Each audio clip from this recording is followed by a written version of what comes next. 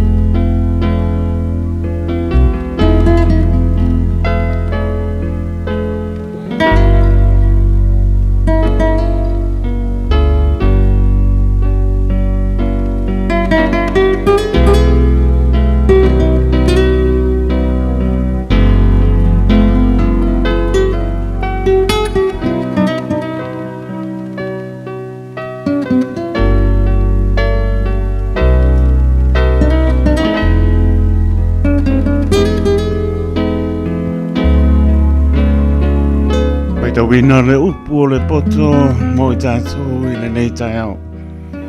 Mai le tusi al pāta oto lona mata upu e spulpitu. I le nei se pasi mea ai ua mangu au I ai le file e mu. Ai le anga le fale ua tumu I manu ua pasia. Au I ai le misa. E pule le au ona poto I le atalii nā te whaaputu le mā. E whai lona māenga o le tofi whaatasi ma le auso. E whai e le ipu e tunu ai le a rio. Ma le o ngā umu e tunu ai le auro. Au le alii nā te tofo ina loto. O le whai me le anga. Wa I atu ona talinga I lau ngutu le anga. O le tala pepelo e whaalongo o ia le laulo whaiba I upu pa a. O le o tau emo e le tangata mativa. E whaia e ia le na whaia o ia. O le ua Fiafia e le mala. E le pa sauina o ia. O le pale o le toia ina. O whanau ala tau whanau ia. o le whaamatango fia o le whanau, o lātou ta mā ia, e le ono i lau ngutu o le vale o na tautala i me sili o na le lei. Ai matua le ono i lau ngutu pepelo i le ri. O le mea lofa o le maamatango fia lea, i le ua iai o mea uma e whaasanga iai, e manui ai, o le ua ufi le sōringa o le tū la fono, nā te sā i lia le alofa, au le ua toe tau le mea, nā te whaa te ese ino wō, e sili o na hongo le o inga i le tangata mā fau, i tae se lau i le vale, wana o le leanga e sa ilia e le ua fō vale, ai au ina atu ia te ia le au na sa ua. Ia pāpeta ia e ma le tangata se u rosa ua abea lana toloai, ai au le peta ia e ma le vale i lona valea, o le na te tau atu le leanga, e le te le leanga i lona a inga, o le amatanga o le whinaunga, o le tu wina atu lea o le vai, o le mea lea, i nātu uai ia le misa, manu o le tupu tele, o le na te ta uamio no atu i le uamio leanga, ma le ua whaasala i le uamio tonu, e whaatau ino sia i la ua e le ali, e ai se a le taui i le lima o le vale, e mau ai e ia le poto, au le ai sono loto i ai, e alofa le wō i asa umalama, ai whanau le uso mō le asa vale,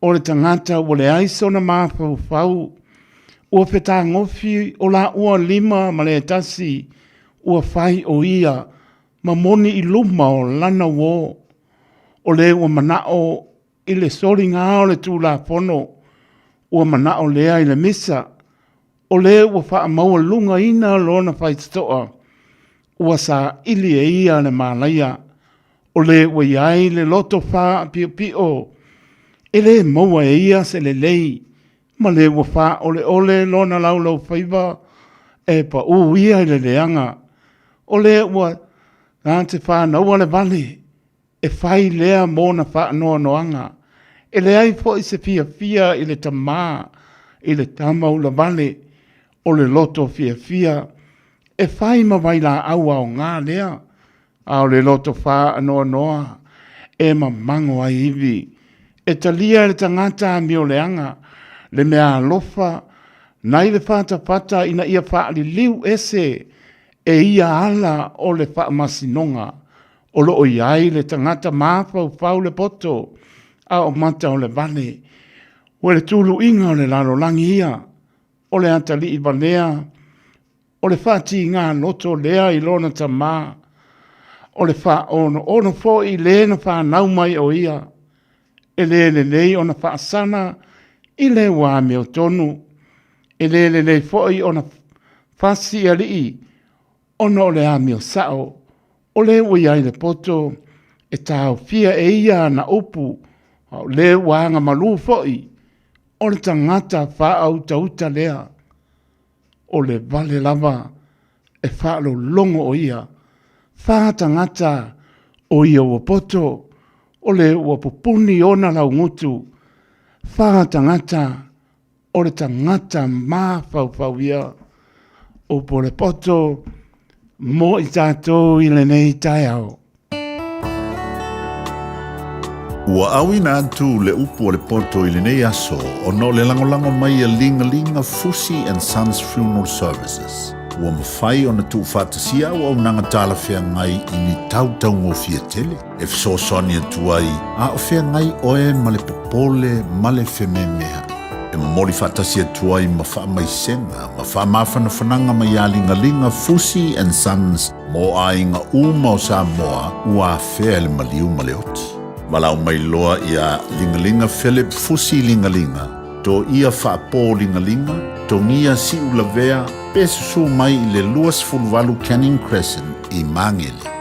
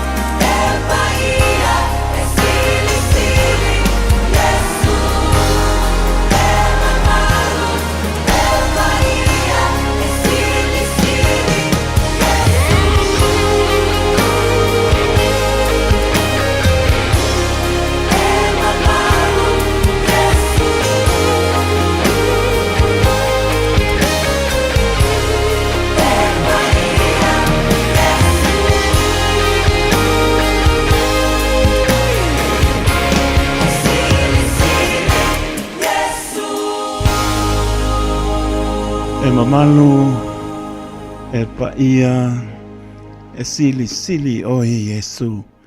Sipong mani aleluia, worship te mai o tau. Whamai atu ai le pai tauina o le upo le poto i le nei tai au. O le upo le ola, sului o tātou vai, malama o tātou wala.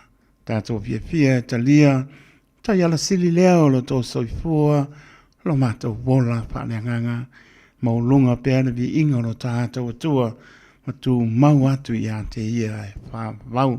Spau ponga pōre pai tauina o le upo le poto, i le asonga fua, mamori aelo tō soifua, lo mātou wola, i le anga le leio lo tātou matai.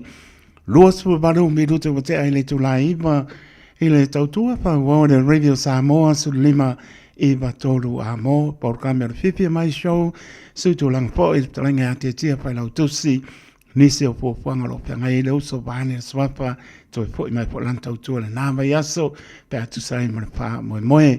A veri swapa manu mana ono tātu wale io Yesu ke riso, o le mi ngā o le whālo alo i tatau ai, e o pua lopa mpa tā lofa atu ai, pai e maulunga o tātou tunu, mai lawa i monga maulunga pa ia se o au pito i titi, tā lofa lava, ma lor fo lau, so i fua Samoa, pa tai le tua, ilana pule pa so i fua, so i fua lo wola, leo tātou tā pa i lunga o pe au mga nungalu ea, e maulunga pe albi ingai le tua, e o polofa, pa tā no pātu, ma lor fo lau, vi ia le tua, nei tai au pole aso paroile, su fitu oktopa lua o lua lima.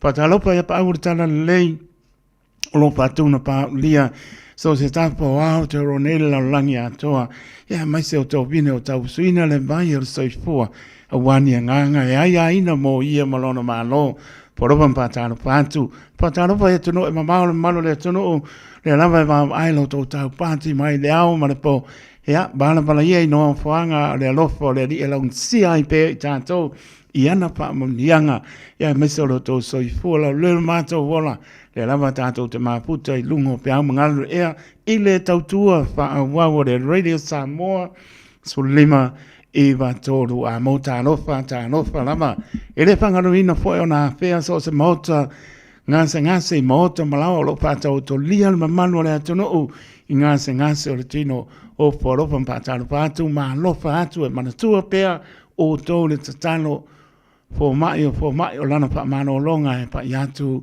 pa iane, pa ifo maua le manos tātou te au ngā mo ia malona pinangano. Patalo pa ia lato tuli o lato pa salanga e so ese ia tartonu o lo ianfi le muone li te nofo ai lo potu taimi panga ngoa o lo e langona le tu umuso le nganga pa ia a tali fo i mai a pa fine fo i mai furi tua ia le ele matango fio le lano langi ai ma o mau wa soifua a lofa te le atu mo o to uma tuli fa salanga o lamana yalum pa nau anga atu ya onga tama mteine manuia onga le ne yaso mga duenga pa mnia le li ai manatua le atua yaso uma o lo wola matau i le atua o la mtanga le o mele le uma o lo e o lai e ama whailau a onga stai matua stai i grandparents po matua ia a mata me ina famnianga ia silion famnia le atua ia te o tau mnia o tau rumna i le alofa maleanga le leo lo tahata o tua whangasolo tato por klame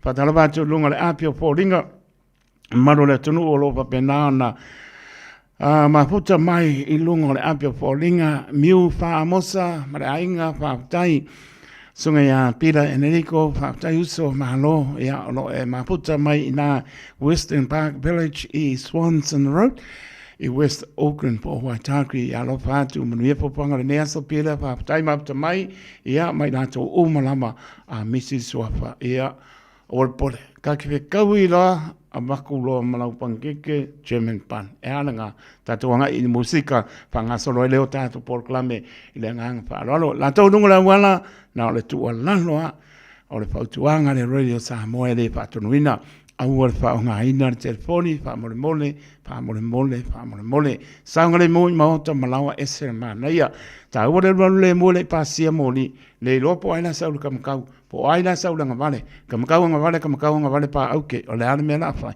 pe o le menga le so to ila ia mata le lungo le wala le lopo aina o mai le spiko po aina o mai le spiko a ora tu ria sa e ta ua lo le mo sa le mo ta ua fo lo tanga i malama o le nei o whailo i lunga le awala lei se si lunga tu la fono au ka ko sori a ko aku lenga lo fe me o le o lenga o pas o le o i lenga o train ia ma kulanga penga ea e tu watu yo au tapa ai le pato nuina dai tole pa ia ma lunga le tato tu no alo fa te le atu malo le tu no mla singo le ne aso tapo inga i tu asina sina tano fai alo fa te le atu nai o tamana i o tina ma lolo ma puta mai pa tali fai tano le atole tuno le au fai venga tofi fai va tapo ia e manuia i fai va tama fa na Samoa pe la bonga lue tapa fior ke lo la ngona le ma fa na mai la talo fa nia le tato sa malia le aso paroi le anga tu fai ngore nei vai aso mo au mo au lo tato tua manuia le tato fo longa pa talo bantu ele tu pene a Cristina tan basa baptizes silo na manuia mai o toi me pone vusa pe amngan venga pa amnia le ni or pole meu fa mosa pa pena lama yo kingo ya e sawa le ya alopa te atu a meu fa mosa mla inga yo a foi fo ngar ta ya malo le tunu ya le file mo ya le anga le le e fa pena lama so fanga tanto te oa fa mo ya le lo pole tua ia manu yai me uma o le me ka ko woa ia everybody sing yeah everybody sing yeah everybody sing yeah everybody sing yeah everybody sing yeah everybody sing yeah everybody sing yeah everybody sing yeah say I wanna make I my fa falling let me go on my musica kama vai fai la my musica o cafe ela mai I'm so matinela o ori say I wanna make let me go on my musica kama vai fai la my musica o cafe ela mai I'm so matinela o ori o e que va me en la se o fefe ka e pico va casi la cavale va temor o e lo fa que va me en la se o fefe ka e pico va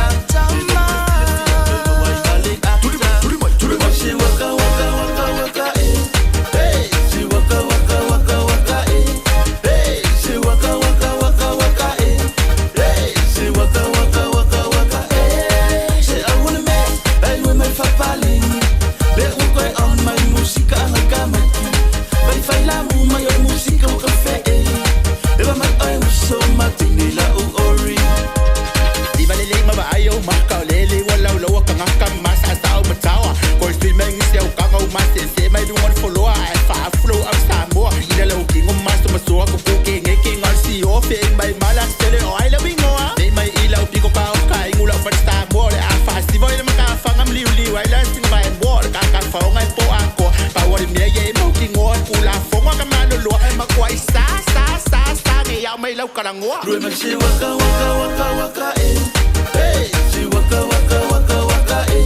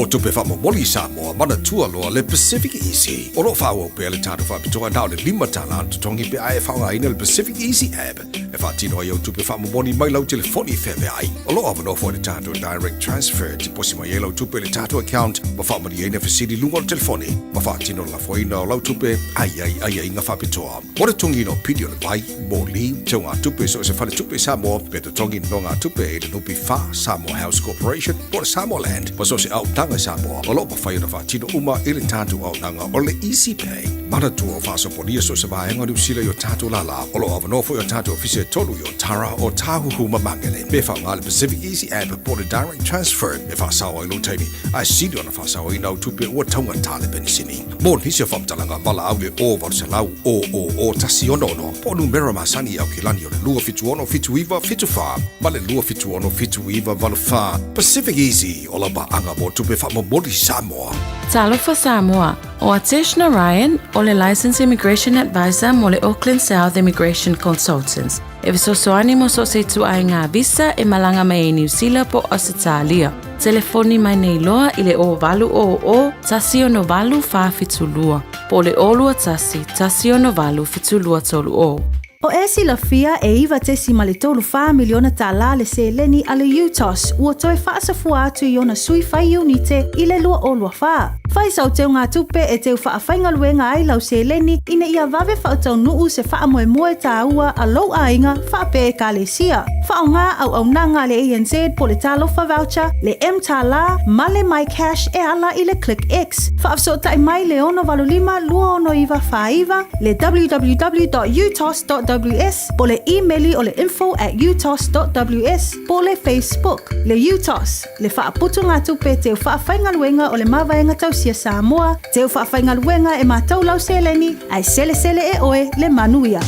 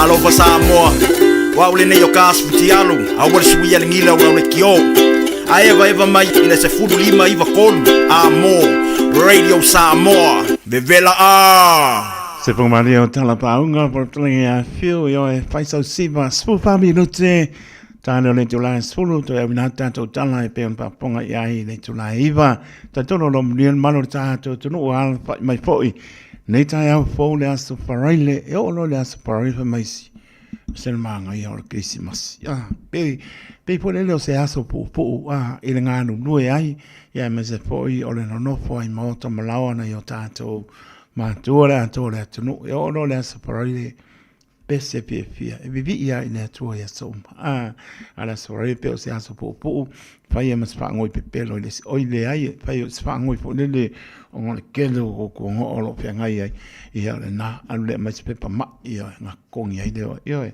e le ale u ia ala o mea e mana ai ia le lava to anga mona mas vi in pa tai le to le mano se mai alu fa nga wenga le uma ta to fai Paia morbi ingala tato tua. Patalo vatu ya Christina tanwasa mai verpone alo vatu pena po ya ake flow sue alo maputa mai Tacoma Washington America alo vatu moto mana yang awo aku manu lu le ai manu rumah ko ele uma ko le winter la yang ya tu ya to America alo vatu ia pena po sunga pa fo wina tanielu mala ainga ma puta mai o tara lo teneatu ma lo lavale ma puta mai pe po sunga ya su e mosi velfiti ma patu ya Maria Manofano ma puta mai stamaki lo vantuso ma lo lava ngalui nga kwa ma ngapa pe se ma lo ko anu ia pena po ia saini tu le epa pai mai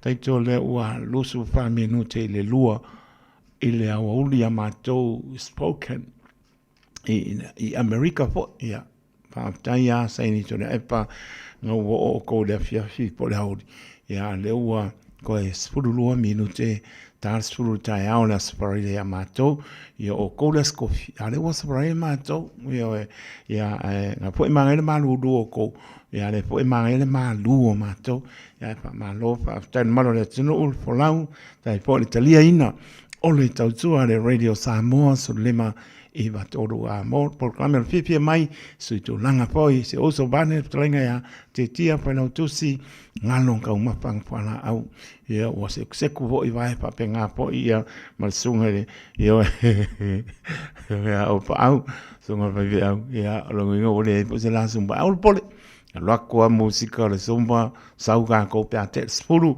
o ni ngalo ia le tato flea marketi pe a le spulu flea marketi sa unia o loa sa ungi lau pengi male api mana tua e leo toi tusi ina e matou fa mau telefon ia pa sa mai pule mai awal kuskusia ke telefon ia awal tu era no tu uai pa ilo ia ta pena mai lau api fai tusi luangi pengi ke o umale vai tusi ia e pa leo mai loa o loa leisi o soa au on kai mira ngau kuskusi la e o mor kuskusi tai tole a vo le ngu melo le pusai ia e lau tua meu mane alofa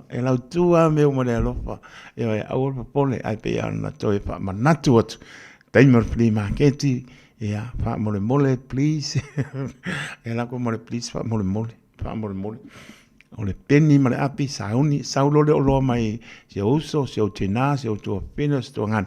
Ia pa mau lalo, vai le telefoni. Toi fautua ina lava ma le manu, te le lava ma la auia mai ia mai le pa se a foi ono le atu o fale tu ufua lai o atu wale intangata. Pe lama no pai atu. E le pa msino ina lama o tau, ia ua e manatua. Ia, na alama se mea te whaia. Ia, kawango whape ako whai mara wha maoni mai. Awara ta alo nei, o na isi o tato mātua. A whape o lai North Shore i Cleanfield.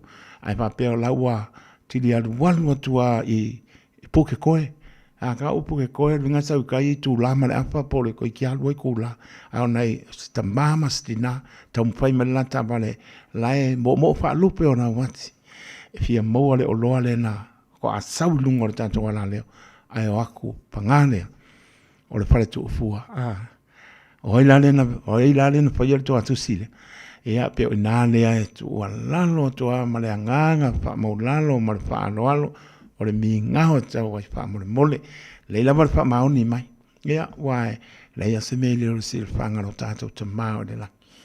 Ele va pe la o fa ko se siku ya tu langa le na o te lofo na yo tātou tua ma tua lai tau mwhai atu u fia wa fa fonga mai o mose o loa sa pa pe na ona mana na o ila o la u fa ngano le mamau mai kao marka ka male kao le o manga yo puke koe ya ka puke koe mamau ke sa wa pasin bene ele radio Samoa pasi mai maro le o takanini ia papakura ka o puke koe o pa u kana ia le o lau papa lai pasia hoka pasi mare city pa u kana ila mamau ka lo fai ia ona yo tato tua le lava fa ma oni mai fa mole mole para von fa to ele fa to nuina lo to pa ia ma lo to man ia lo for fa ma oni mai tai mai o lo a urta alo mai lungo tato lo fia ma diem se stulang ia na lai ia mena yo tato tua lo fia mo ni o lo ia mo atu ma ma ai atu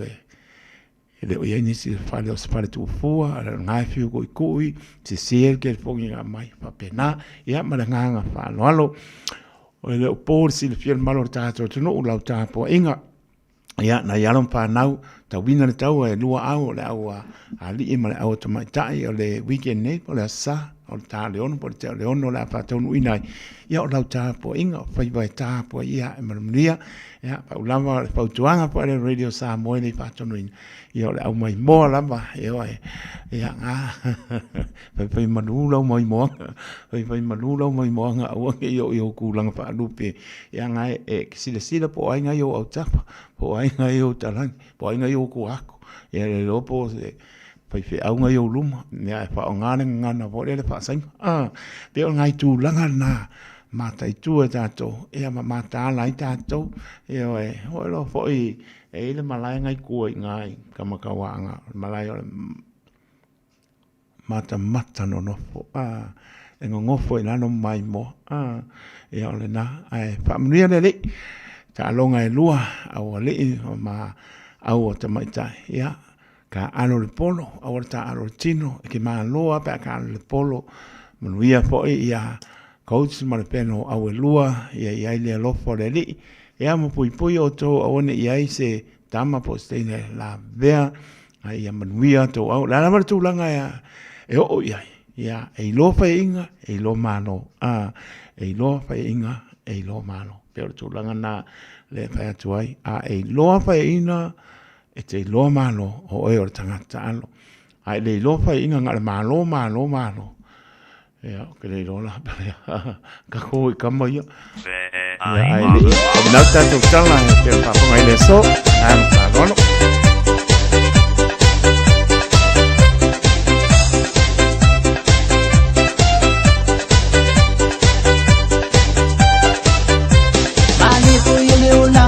Why I for the ship wang? Why I on the sun? Why I malike palpal? I lay me to put cham. Ole a lai yama.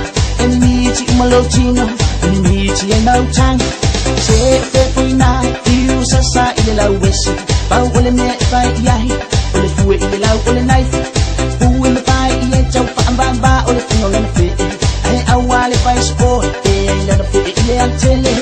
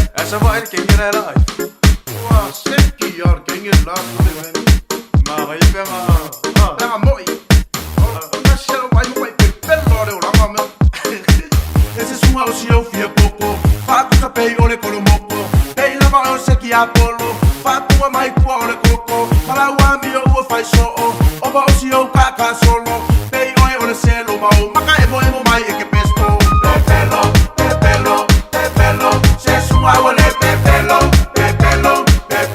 o ma o la pepelo se sua o le pepelo se sua o le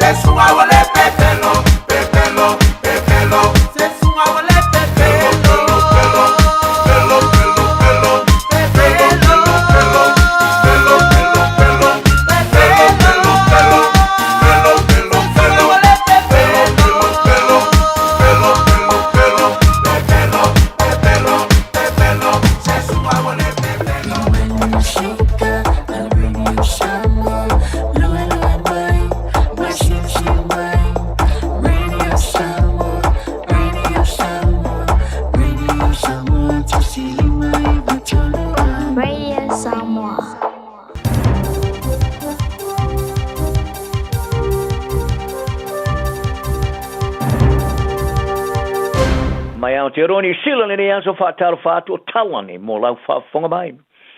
Wa man tuina ta fa por kiki ni sila ni le pa mi mo ni sila na naijim bolto stanga te ma tele mastanga te savali en opo. Le pa mi mo sa ma le so lulu va so ne le fu a ibas fu to sanga so fo a si o mi ela na fa no to iva se fu valu fa no one fa now malona fa le toya chaun malona inga. Sa fa ilo ai le pa mi ni sila Christopher Laxon e Mario Bolger o se fa no nga loloto. Ma eta wa o Bolger o stangata Samoa e tele fa fa por kiki ni sila. Ma se tai tai mau di tu ona tele tonunga o se tangata tau tu tele mo tangata. Bolger sa fa ia le fi anga for la tai le sua fa na nai sana malanga tu Samoa ave ma pa mia. Sa lo ai fir de pa me no ni sila la fi se lo fi smalua. I sidia mali tos futu sanga o tautua yani sila. Sa ave ma pale mia mali afeif salau iwas fulu o le afeif salau iwas fulu fitu. O le pale mia mo muatu ni sila to o savili John Keys a falia. O bolja o stangata e tala noa mani manatu malosi. A e nate le fa iloina i se winga fai fa malosi. A ave ma pale mia ia Keys a masani ona vala i ai bolja e ofo i ai niona manatu ni mata upu. O talentinga sa mo Don McKinnon sa ave masui par me ya bolja mo ono te sanga. Sa ia fali ai, o bolja o stanga te matua i o foina lan tau tuaila tunu, le tulangi, malona inga. O le tama tai par me mo moatu Helen Clark sa ia failo foilo na whano nonga tele mali o bolja, mo ia ta uai le ato o tō le tau tua, po lana tau tua le i New Zealand. O le ta iulo le patia le leipa Chris Hipkins, sa ia ta ua foit.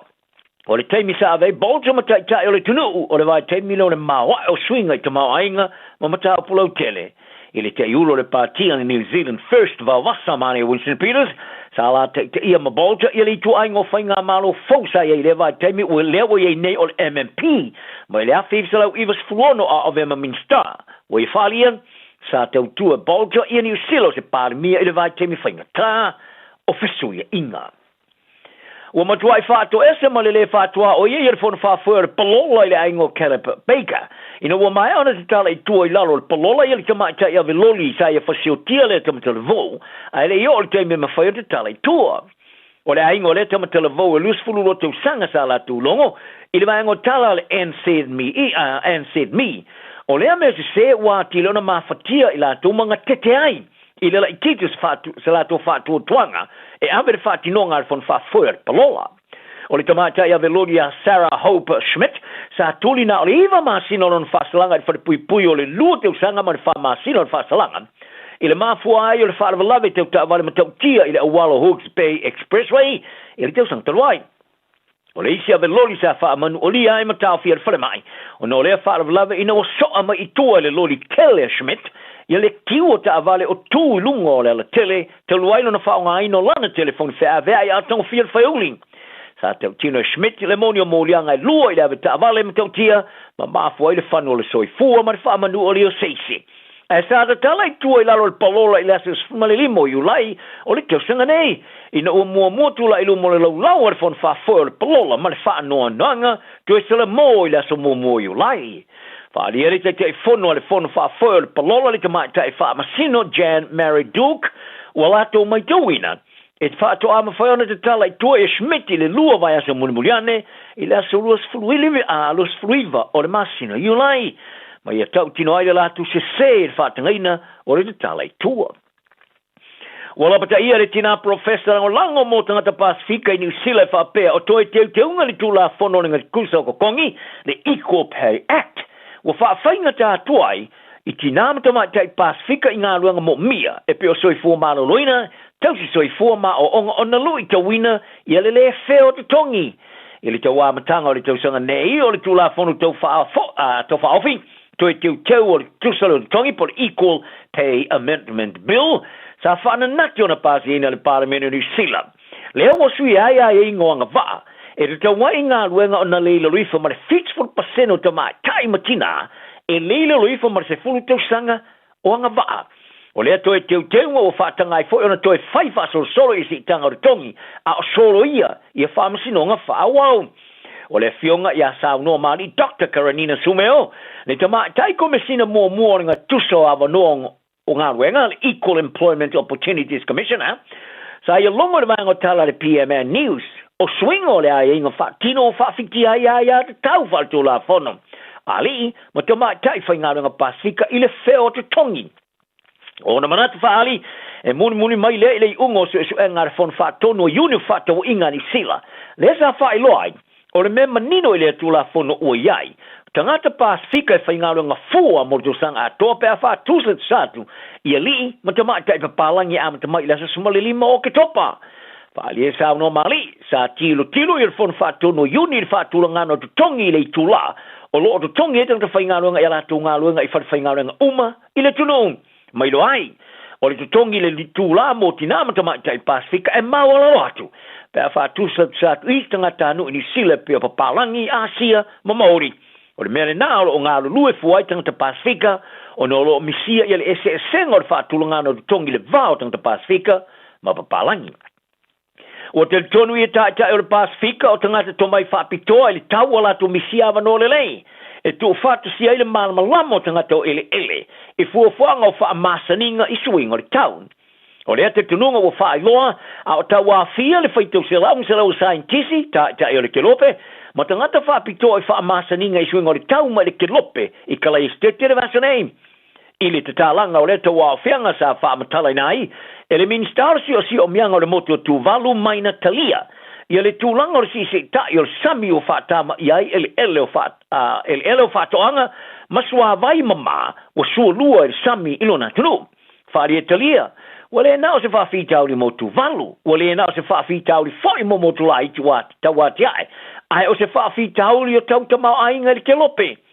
O lo tu whaatasia o le malamalama o tangata ele fuafuanga i whaamasaninga o le tau. Sa avea matau lo inga autu o le tau a whianga sa whaamai ele sonanafi. Sa longo e talia le Johnny Sila Pasifika, o ia langono ni whaamasaninga o se folo sanga whaatunu i sifo.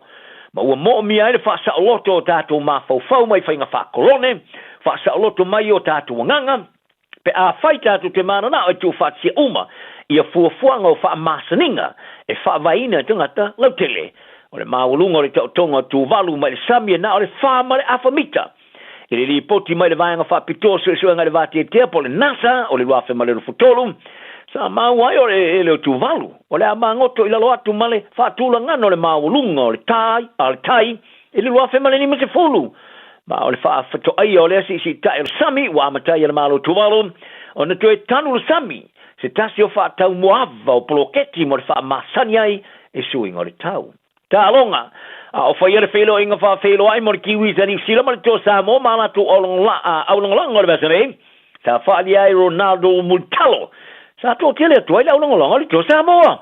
Ai o le tilu ni aulongalanga o ta paina la tō saini, mai i la tō matama Samoa i le au le kiwis, o se mea whaapitoa. E pio ne whaali ai le vaianga o tala tangata Pasifika. E ulava le palasio le tibu ma le susu, a sa lolofi atu lava i aulongalanga o le kapiliki ilmalai Mount Albert i Aukilani, i le aso whaafeilo ai moa lua. O le aso sa wha mawapuina, e rusai mang ta alonga i whaunga le vasone i le vau awali i matama i tai i atunu e lua. O tama i tai le fitu sa moa ma le Kiwi Ferns o le New Zealand lea, o le amo mo ta alo le sa. So atuai ma le ta alonga le vau le tō sa moa ma le Kiwi. O mori talo, o toi fili for le Kiwi sa i whaari ai e tau tele, le toi taliu i ala tō au tapuai. O mori talo lon tupu ango sa moa mo ta alo foi moli tō sa moa i le lua tau sanga mo vai. Ai ui lava, o le asusa o le ata alo mai i le isi tōl malai, ai o lo i tau avea lava ma le fiafia tunu e lua i ta alonga te tele. Ai ta wai, o le mea e taua, o tunu mai lua e tau sinyo i ta alonga te tele, sa moa po le Kiwi.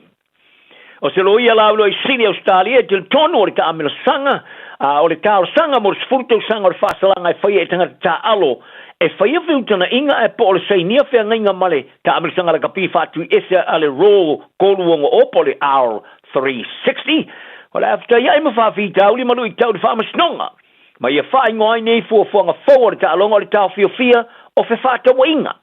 Sa fola e pulenga o le ta amila sanga rika le NRL Australia le vaso nei le tapu.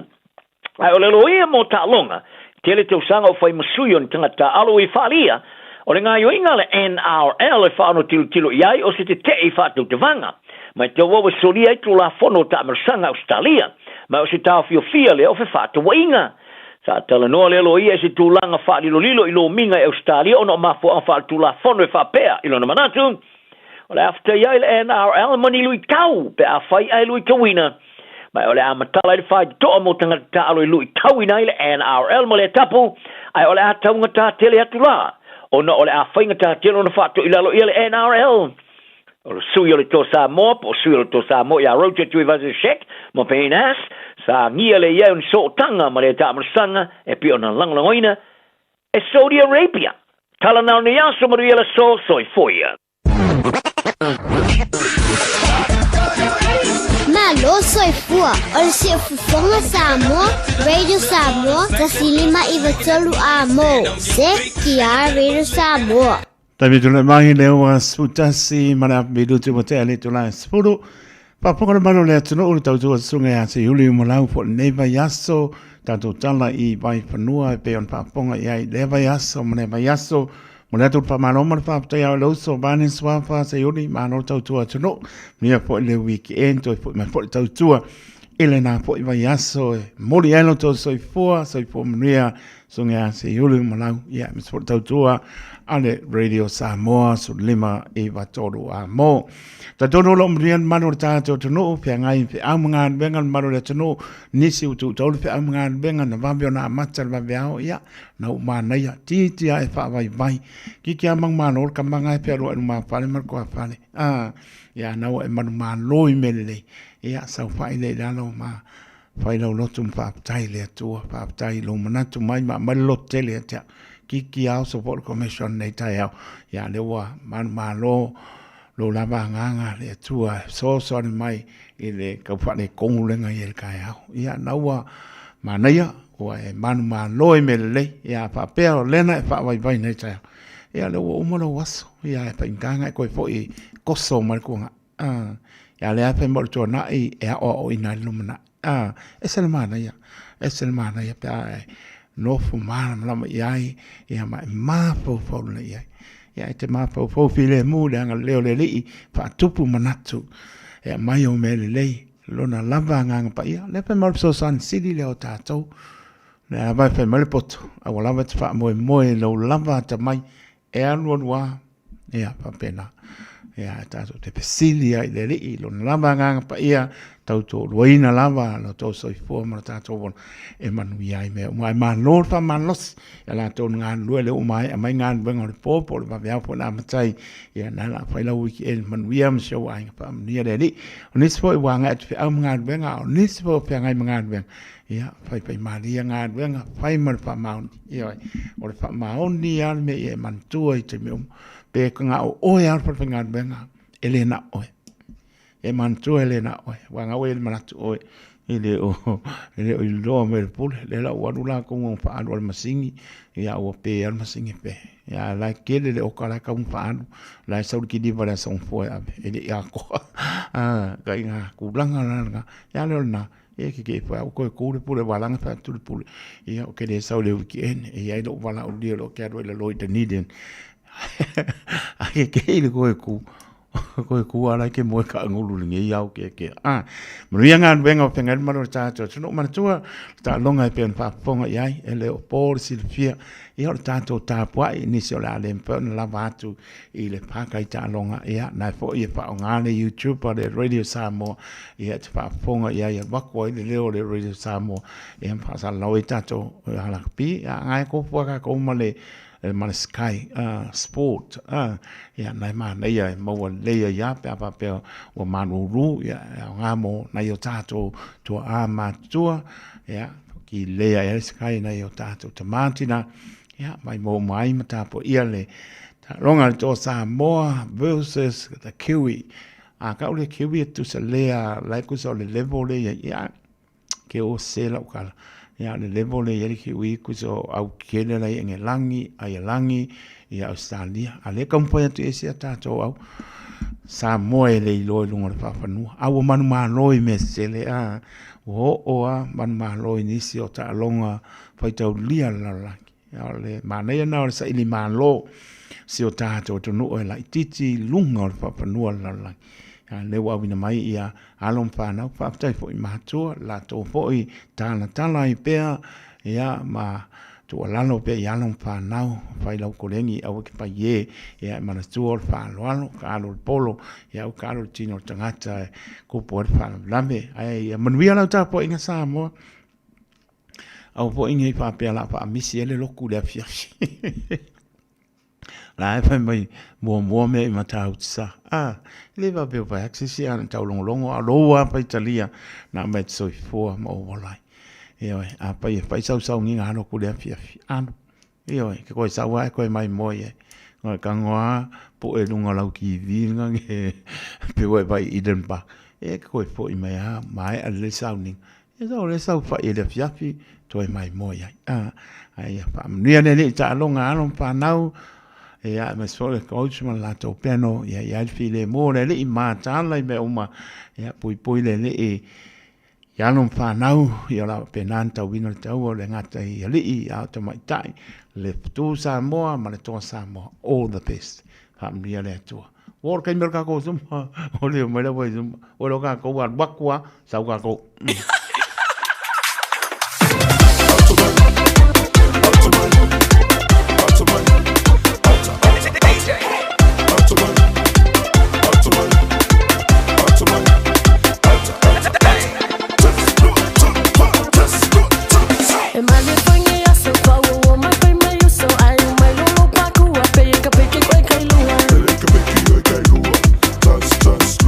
I like it, I like it,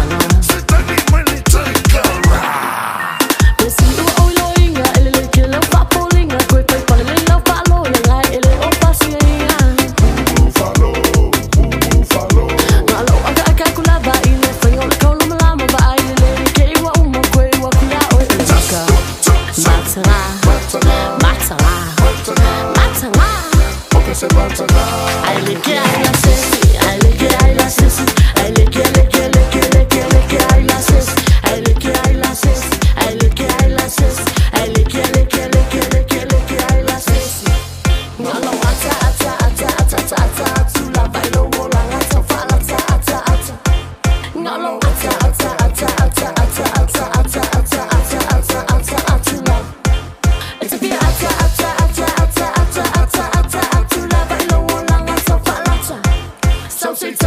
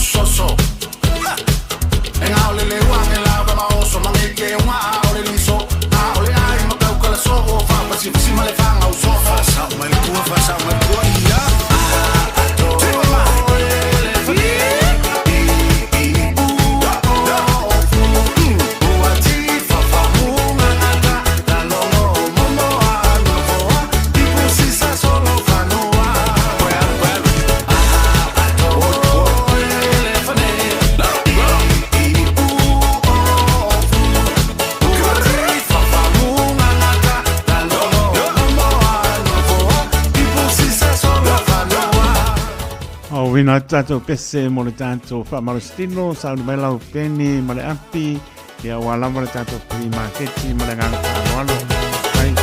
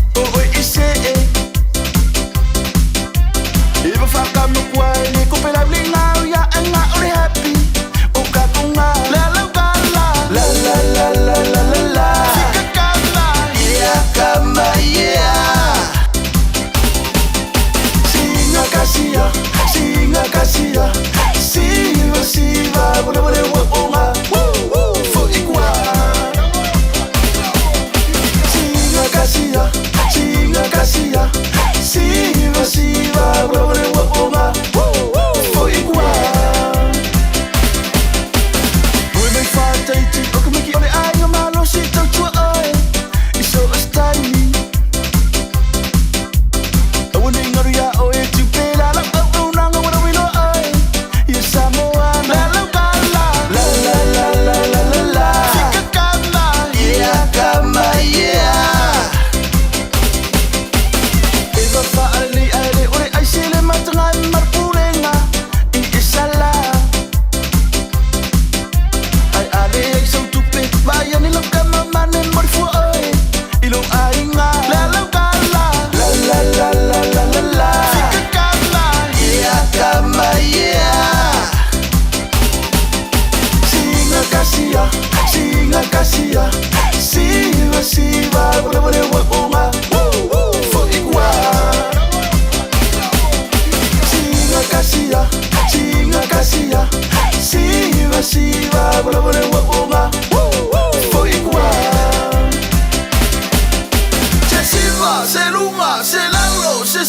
se lunga, se lalo, se siva, siva, siva, siva. Oy, oy, oy, oy, oy, oy, yeah. Oy, oy, oy, oy, oy, oy, yeah. Oye, oye, oye, oye, oye, oye, oye. Singa kasia, siva, siva, bore, bore, wakonga. Fokiwa.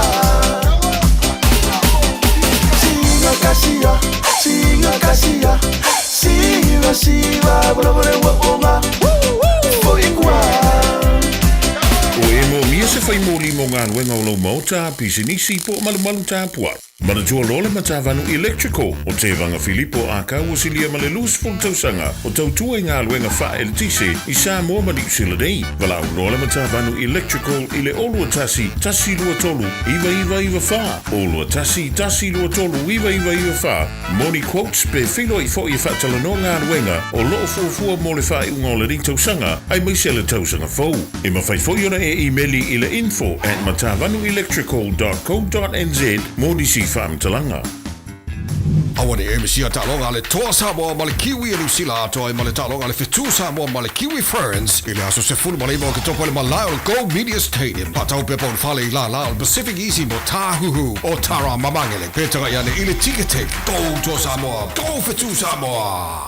Talofa Samoa, o Ateshna Ryan, o le Licensed Immigration Advisor mo le Auckland South Immigration Consultants. E visosoani mo so se tu ai ngā visa e malanga mai e New Zealand po Australia. Telefoni mai nei loa i le o valu o tasi o no valu wha fitulua. Po le olua tasi o no valu fitulua tolu o. Ua na o le Radio Samoa se furulima iwa toru a mo e tautuaina o e ilaungangana fitu aso le vai aso. Tami tole mai lua suluipa minute o na talo le tula. Sul matasi au na tātou tala i vai panua. Panga solo po leo tātou por klame au ngalo apa le tula. E se fulu tasi. Ea, mama atu le iaile. Patata noanga ea ma le fionga ia le malu Samoa City. Le tautua le Pacific Public Health. Ea. Si la fia po malo le atu no unisi o ngase pa ia la au ili pea pa tia mai foi pe tonu mai foi ia pionga ale malu Samoa City pa solo tu le tato program se pa ia le tu la spodulua al mai foi le o le tlenga ia ponga moa pa tlenga ia se manu Francis ione to te maputa pa dalvatu ia Saini tu le epa ma le ainga ma no lama pa tai ia pe po le so ia kalama ma fatua ia mai ma le no foalo ia lo fatu ma no lama ma mai mangwia nga wenga o to neso ano tala tato leino free market pe la mon fa ilo atu ma nga fa no ele o to tusi na e mato ia numera ia masfor to tusi ia ana lama wa sa ni mai ma la penny ma le api ia ole na Tolu pitu tasi lima i patoro numera ia bal au mai ai malengang pa lalo ma lo soi fua ta lo palama ma lo soi fua la sunga lo tula i mai foi nei tai au tai fa tele lava mo leva no o le free market ma sani lava o meu pop plants orchids lo sfrutta la le pop plants le orchids ma isi lava mau me e maua fa mo le foi tai to o fai fe au la sunga le ale fai fe au pole ya kono fo o silo matua o edi makafi le asolua langa portalami e mana o mia e makafi la o telefoni e fia mana o nyona la au fa mai fa amol mol pen fan tu atu to le tio e fa o ti ate o le numela la le o telefoni o le numela o le fale o le ono lu atolu tasiva iva fa ono lu atolu tasiva iva fa ala o mobile o le o lu fitu lu atolu tasiva iva fa o lu fitu lu atolu Tasiva iva fa e fai nei fo ile aso tol sfurta sul masinal nei le mato karatse yo le mato e kalesia number 34 Stoddard Road o so se mea lava mea fale mo nai ainga tau amata ia male food market at 5 o'clock in the evening nai meropeta aftaitele lava taito fa manuele weekend and God tai fa pena foi ia soi foi ia Saifua. Saifua. Mawale manoa sauno mai talofa. Talofa. Ia, mawale manoa sauno mai. Te whamole. Ola u free market ki ole dressing table. Mai po fo umilea. Ya. ave fua. Ngai ya. Oi se manga oi. Ya, nga ke fokinga e vi mai ai. Ore o luakasi, o waluiva, o lufa, fa, fiku, lima. Ave fua. So sa tasi ake pongi pa mone. O luakasi, o waluiva, o lufa, fa, fiku, lima. Ya. O lau numera lea, ele sa numera sesi a. Ya. Ya, mo via de weekend. Ya. Ya. So i fua ia. Mo na mo sa no mai. Ya, lai mtala tato leina, no tato leina. Tolo pitu tasi lima i vatoro numera, tato lima kenti. Ta per mai lau pengi, malau api. Ya, malenganga pa alo. Ya, te pa fonga mai lava, o lo, o wina mai, o loa. Ya, pa mo lalo telefoni malenganga pa alo. Ma alo sa mai ta lopa. Alo se ko Manuel Sungol. O. Ya, pa tai, mo tai au. Ngia pa tai, o la ka funi ma ki o la ka vale. O le kausanga o le duafe ma le iwa. Ia o le misipisu Collins. Ia lo le leimo pepa. Ia ai fia avaku. Ia kuria ko i manga oi malanga falolo lo sungolo. O lo que el pong mo le pos que el pong se singa ka o mo. O le que el pong le odo kasi. Odo fa fiku fa lo iwa ko mo le lo. Ia, pa tai lo fatu mo via nga vengo aso. Dai da sungolo. Ia, soi pua. Como ficar ngole out. Pa kaya mo le lunch le o la ka ngu mai. Ngau kia. Ya nam no tato leina pa mo mole, mo ngang pa alo. Ko umi fa tato taimi, tasu tasi au na tato tala i vai panua, na no leina mo le pili marketi. Tolu pitu tasi lima i vatoro numera, ia te wala au mai ia, ia pa leo mai lau oloa, ia olo pa pena ona. Tani maufol malo le atuno o fa mau lalo, i le fa maoni o le mainga o lau oloa mo ngang pa alo.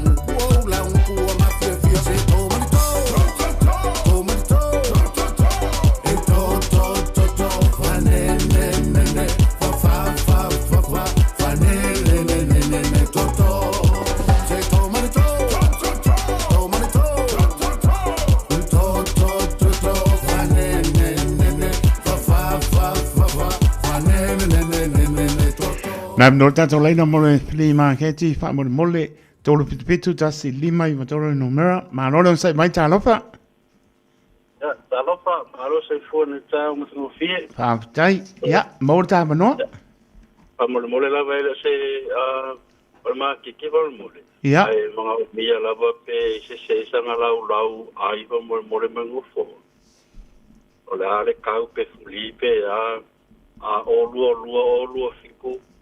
Walu lima lua i waringu mera so kai mai pa mole lava. So tasi ta numera uso. O lua fiku, walu lima lua i pa mole lava.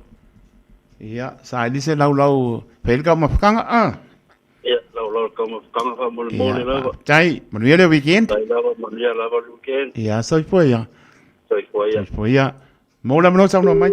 Ia, ore na no tanto leina le toe mau ai mai ar tanto prima geti tolu pitu tasi lima I tolu no mera vala au mai ai.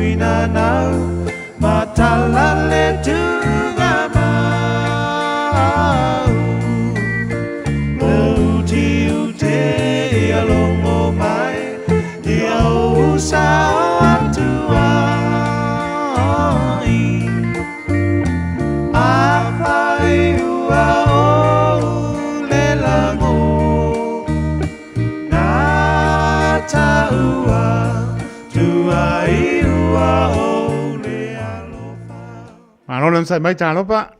Se fo kai ko. Ia pa tai fo le pale man nei tai au mo ta no. Ia rombo ia ke un ia ro fo le fo nga inga. Mo fo I marki vi dos fo nisi. Ia marke de ora para vai I ke ro nga ave kai na los fukara. Ia se mga o. If I'm say vai a fa na winga me fo wa. Mana ia. Heavy duty.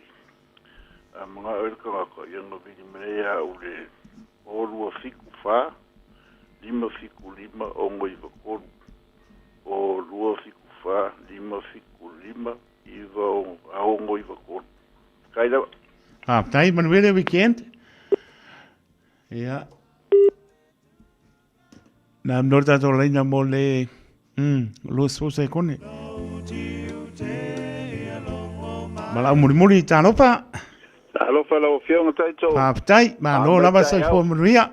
Soi fo manuia lo fiona. Tai. E o vile fa mole o la ka free market. O pa o Mitsubishi. Lima la pu fao. Ia ele leila le kolu ele le uma palai. Le kolu nga le verfa la kasi le paula o le verfe waliki. Yo ke langa fai anga li pe le lo ala o pe fia o se kia koa. E sa waka ka melang ofa. Male Mitsubishi lang e ke wa se mai si o Mitsubishi nga pawa. Ke wa sa se nga sai e se mai. Al me nga waka ko ile le ko nga ya brand o ka vale aloi pa u ya fa molia. Fa ngo fie fo nga vini me ka e mai ase ofa. Ai lo se la lo ke ave ai sa waka ka ya e polear ka ula kala kai. Ai le ya ko arse. Pa wa nga kasi le pa o sa wa fa mala mai ta vini me. Ia, la telefoni. Mole aka ko ole olua o. Faka skolu. Ongo o iwa fiku. Olua o faka skolu. Ongo o iwa fiku. Ia mai sia me i pe a ke wa sau se vidi mai ia sau ni sia ki pe ingi me ke wa kalo elo kai. Ai kai ela o fionga mangia weekend ma sa pakta eu. Pena foi ia pa se foi ia. Se foi. Tato pli market le na ia ma no la maro le atulo ia mo tato pli market ni tai au spa pompo le na po ia so parele pe au dia le lofa malanga le lo tato tua tato tasi au ina tato tana I mai fanua ngana peritania pe sai ia ona tato so tai le ama le fanga le manu se mostiti ia lato fo ia onanga.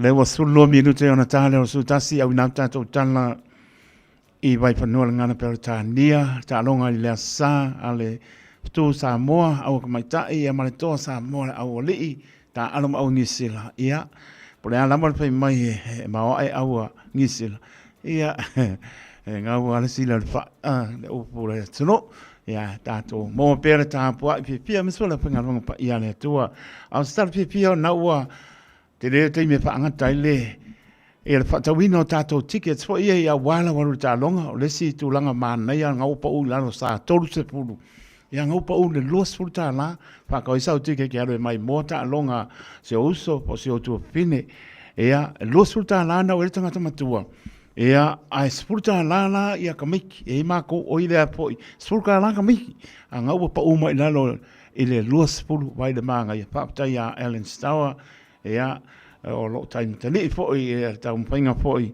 e o nei wha moe moe, anau mana ere taimi, suluanga ngi, sole, koha umi or kaimi, ai se uma waku market fongi, ia, e lelo wasi asiane poi, nau si le fia le tautua, Pacific is a money transfer i o tara ma o tau, kamalanga e mo le lei au tike na o tara ma o tau le tautua le Pacific is a money transfer whakau e sau tike wale maa ngaia whawhitai ngā waru lalo kau sa kōru spulkana a naua lua spulta la tangata mātua ia e spulu ta la ia tamaiti tangata mātua a sulu lima sulu e oe se fulu mo tamaiti sulu lima kameki voi e kau pia lolo lunga a lele ase siane i o tara asi i atu i o tau lanto pale lolo lanto tua le Pacific e semana transfer mo lea whaka waisau tickets ia leo nāpala au le lua fitu ono fitu iwa fitu wha lua fitu ono fitu iwa fitu wha kwa kasia lua fitu ono fitu iwa fitu wha pole lua fitu ono fitu iwa maru wha lua fitu ono fitu iwa maru wha kwa kasia ma ele kele o mea nopanga o mako koe ngā opa uru pengi nalo lua fitu ono fitu iwa maruwha anga ua maile taimi te lea so ngā Ellen Stower ia whaangata nā ne sulua mai sulua ele i au lea sko ngā ele i o lea sa ia te asia siane ele tautua le Pacific e simane transfer o tara mautou e whata wai ia numera nā lua fitu ono fitu iwa fitu wha, pole lua fitu ono, fitu iwa waruwha, ia male nganga wha loalo. Ono minute, le ai, eba mi, ono minute ona tahale ar sutasi ona tato tama.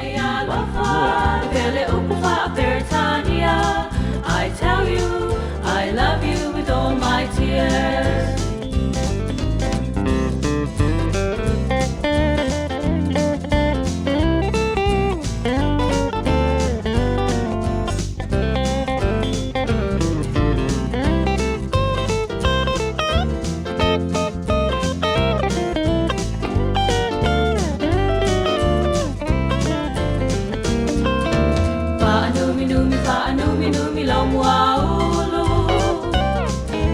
Watole mawhai o na ngā oi o i lo whātu I lo nei a lo wha E pele upu wha a peritania I tell you, I love you with all my tears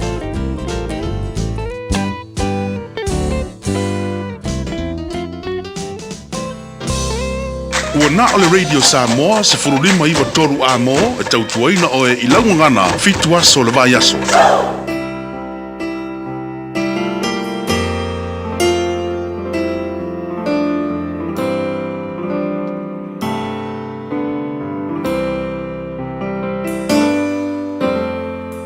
Loi matawa malingi ua ole loa polea Po sa ua ngasala e ua e whapena Le maua o se mo na ole manatu ia oe Ua umai lo unei wha moe moe Timunga malela o te alu pea I lo ua lofa ia ore dia I le mumulu ese le nei avenga Masalo o lo ua lofa whaavalea Maunga mafuli mai a se I tanu mi ai Po ole sami e tumu I a fe ai Le ngona I tino ua o mai le vai vai Ua o leilo se mea a fai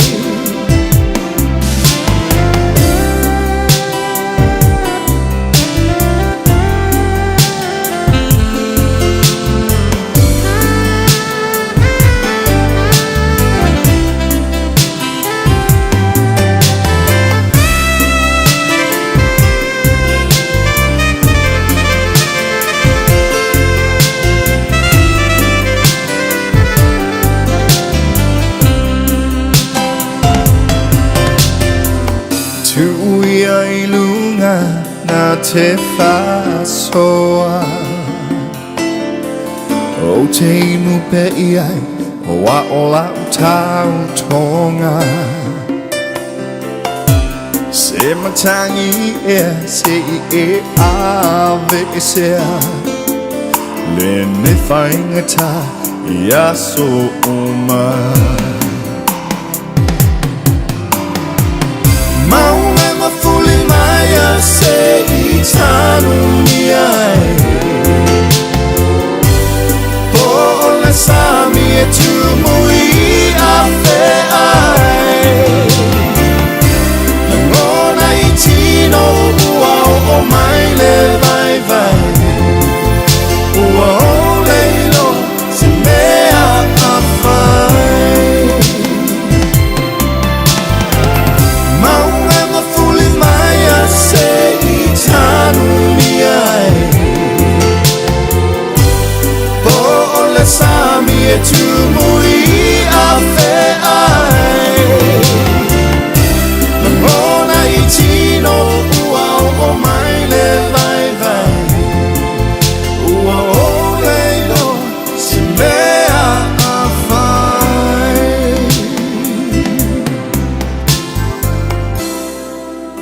Se pong Maria Richards Paka yo e loi mata mali Kano pai kong kano Fami lute ona tāno Suma tasi Toi pa manatu tātou tickets Po ia mo ta longa Ia to Samoa Ia maripitu Samoa Ia nianga ia toi pa pa ia inga au ngi sila Loa te lere taimu to tu mai Pa angata nei I les Purulua marangang pa loalo Nau pa umari tors purua ngai los purta la Le tau le tike mo tangata matua Ia pa pe wale sulta la Po sulima ta la mo ta maiti Ia ole na E lele ase si ane nai mo ina le Tautua le Pacific Easy Money Transfer I o Tara Ia po le Pacific Easy Money Transfer o tau I le tautua po I le pionga le pole I Alan Stowers Vane po I on swafa mo na mat Ia malona au waa po I loa pena taim tani Ia nipa moe moe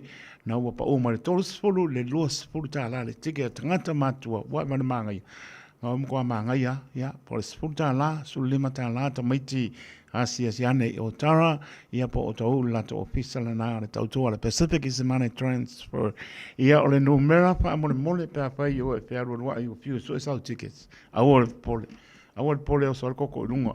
Ai leilo wala au. I le lua pitu ono, pitu iwa, pitu wha. Lua pitu ono, pitu iwa, pitu wha. Po le lua pitu ono, pitu iwa, balu wha. Lua pitu ono, pitu iwa, balu wha. Tala no iai. Ia, maua isa au tiges male nganga wha. Alo, mnuia pole tapo inga le malo si o tātua tunuu.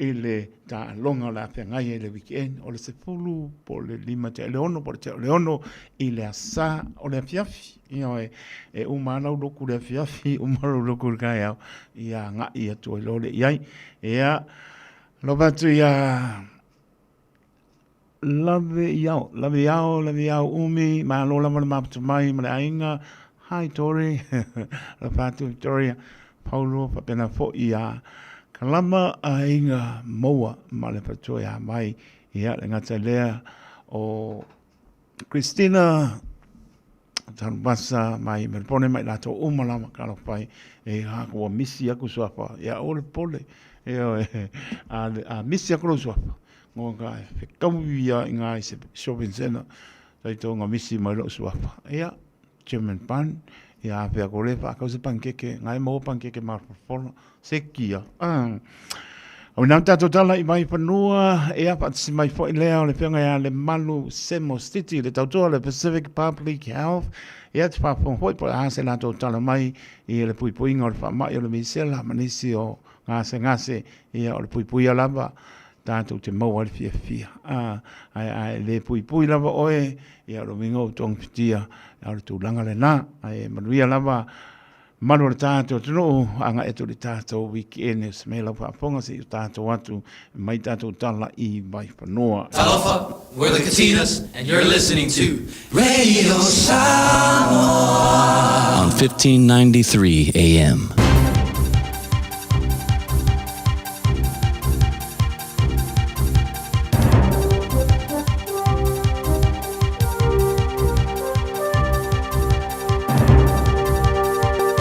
In this update, a push to prohibit permanent name suppression for those convicted of sexual violence against children. Rich lister Matt Mowbray's had his name dragged on social media, falsely accused of being the person convicted of having child abuse material. Earlier this year, businessman Wayne Wright Jr. called for a change to suppressions after X's chatbot named him as the individual. He says he and Mowbray are lucky they can set the record straight publicly. But I'd have to be very concerned for folks who don't have that and the trauma that it must lead to within their family unit and their local community. Kaipara District's electoral officer says he's comfortable with how the election's been run. Outgoing Mayor Craig Jepson has called incumbent councillors to an emergency meeting in Mangawhai over what he says are concerns with how the election's been operated. It comes as results are due today in the three-way mayoral race, which remains too close to call. Electoral Officer Dale Ofsosky has told the meeting processes are robust, legislation is complied with, and all complaints are referred to police. I've been running elections now for 40 years. There's no difference to this election than the previous few elections that I've been running. Auckland's Western train line is closed between Avondale and Swanson after a collision between a vehicle and a train. Avondale's Chalmers Street is also closed. There are no reports of injuries. Western Line train services are still operating between Avondale and Britomart. Hope the health system can be mended despite disputes between workers and the minister. Tens of thousands of union members across health, education and the public sector are walking off the job on Thursday. Minister Simeon Brown faced jeers and laughter while speaking at the Association of Salaried Medical Specialists conference yesterday, where he said strikes were unethical. Katie Benn says she's been a senior doctor here for more than 16 years, leaving the UK because the system was falling apart. I came here and now I'm seeing the same thing in New Zealand.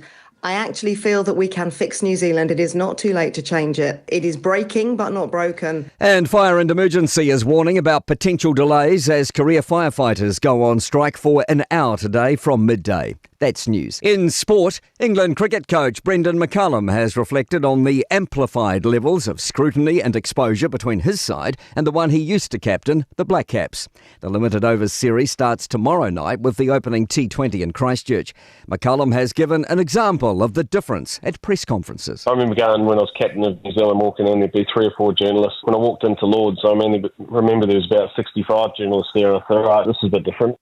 Novak Djokovic claims he's been inspired by footballer Cristiano Ronaldo, basketballer LeBron James and the NFL's Tom Brady, as the 38-year-old targets playing tennis into his 40s. The Blues have appointed Carl Budge as the rugby franchise's new chief executive. That's sport. I'm Malcolm Jordan.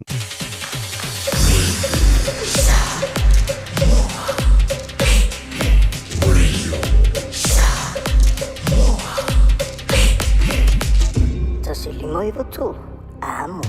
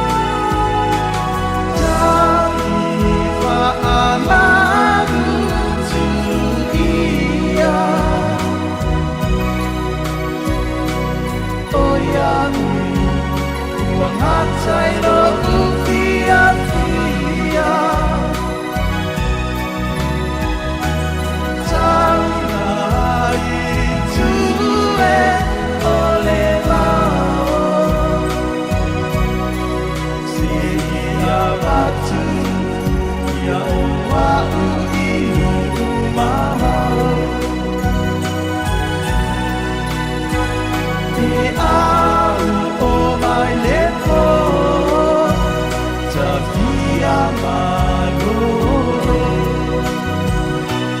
ai wale mafai tu siwa malolo to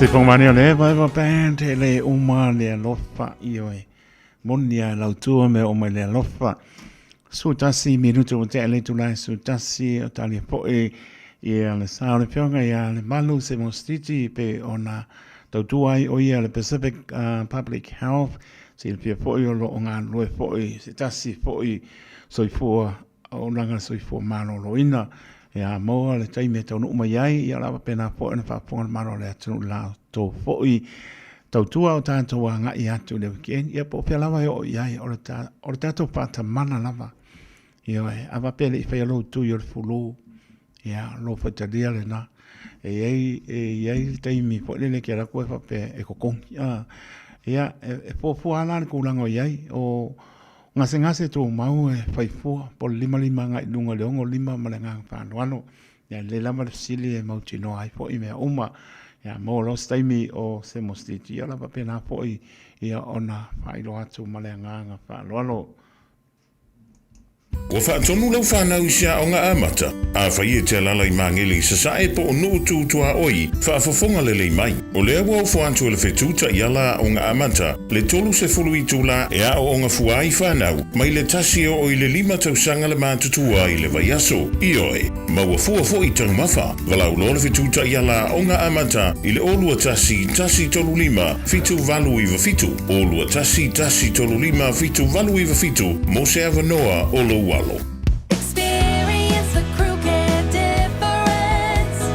Crew care. Looking for an opportunity to build your own business? Start your own cleaning business with Crew Care. You'll be joining one of New Zealand's fastest growing commercial cleaning companies with 12 weeks professional training, flexible working hours and a guaranteed income after 2 years. Find out more today. Experience the crew care difference. Crew care. Crewcare.co.nz. O fia maua sau ta vale po sau piki apu. Ai tong i ta iwa yaso, lua va yaso, pe ta imasina. O le sleek cars o le a maua ai le fsoswani. O ta pena le au whainga ruenga a le sleek cars, mo oi malo a inga. Au ai te popole i se mea i tasi. Te tala fitu aso, mai le sfulu i le tai au, angai le afo le ono le afiafi. Tele la lai au kilani i saute, mili mai loa, i le olua tasi fa, fitu lua selau, po le o lua o, fa lima, tasi lima tasi.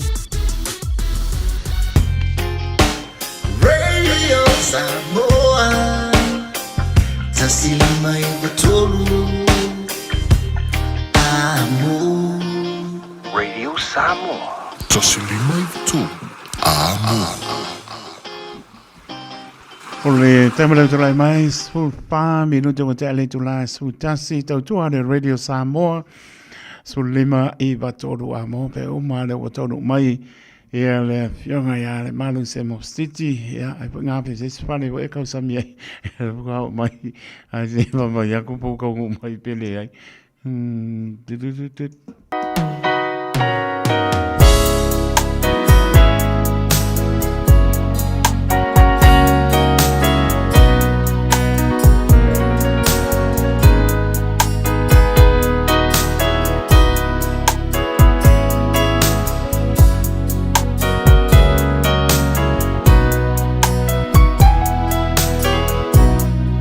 Atulima o tangi, o fia mau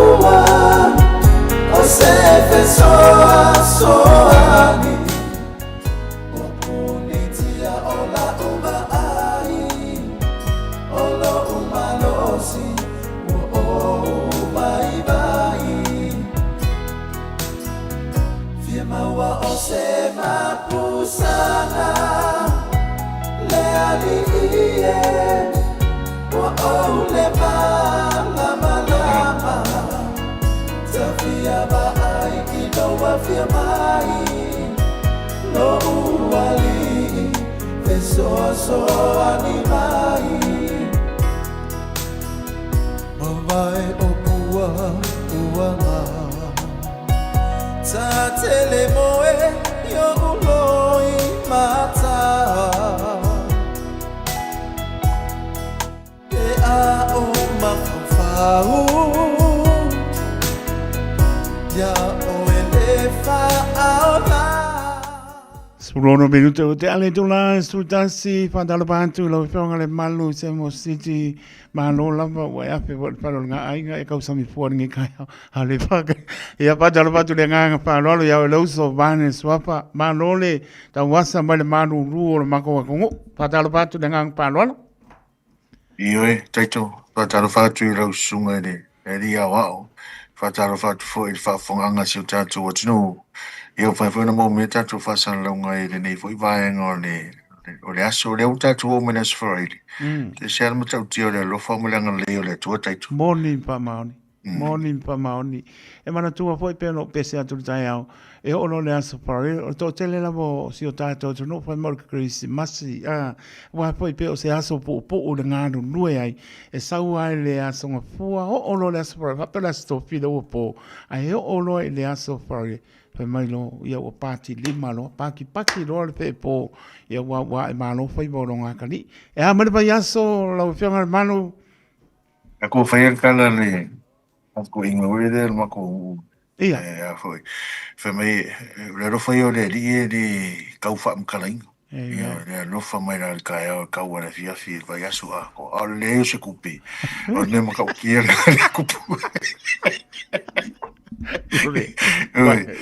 Taito, ia konguranga, e mea ngā ne whai ke mingi, kau kia le rofo le ri, wha whikai kai au, kakaro kai au, pe ala mai, o le fiafi. Ia o le rei, ai o se se rengi kau. Le ma pai ngā makala ka o le alofo. Ai koe paua ngā re mea o le kau pare. O le waru ka por kalame ne a vea o mastangata au ona wha le tonu. Lai lofa tele mai lava ska uso e ati tia. Lai lofa tele mai lava tia. O kia wakwa sui le ko la au. Ala waru le ko o mea. Bāne le whaponga le tunu. O nai soi fua. O lai sa...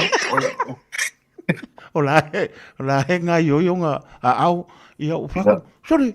Sa ko la au ba so nan ke ngai ale we ru ko o me ke le pa plan me ko pa o pa no ko o le mpang sa mani pero e taito o le afu nga o le aru fai e ka la fu ko senga o le ko ai le ko ngi e nga ro kinga ngo ko mu se se ke mi ke la kuinga era ko ngi le ka no era un se umang ta vai si kai ka lo fai ri Are ese seringi, fisiri de puli. Nga.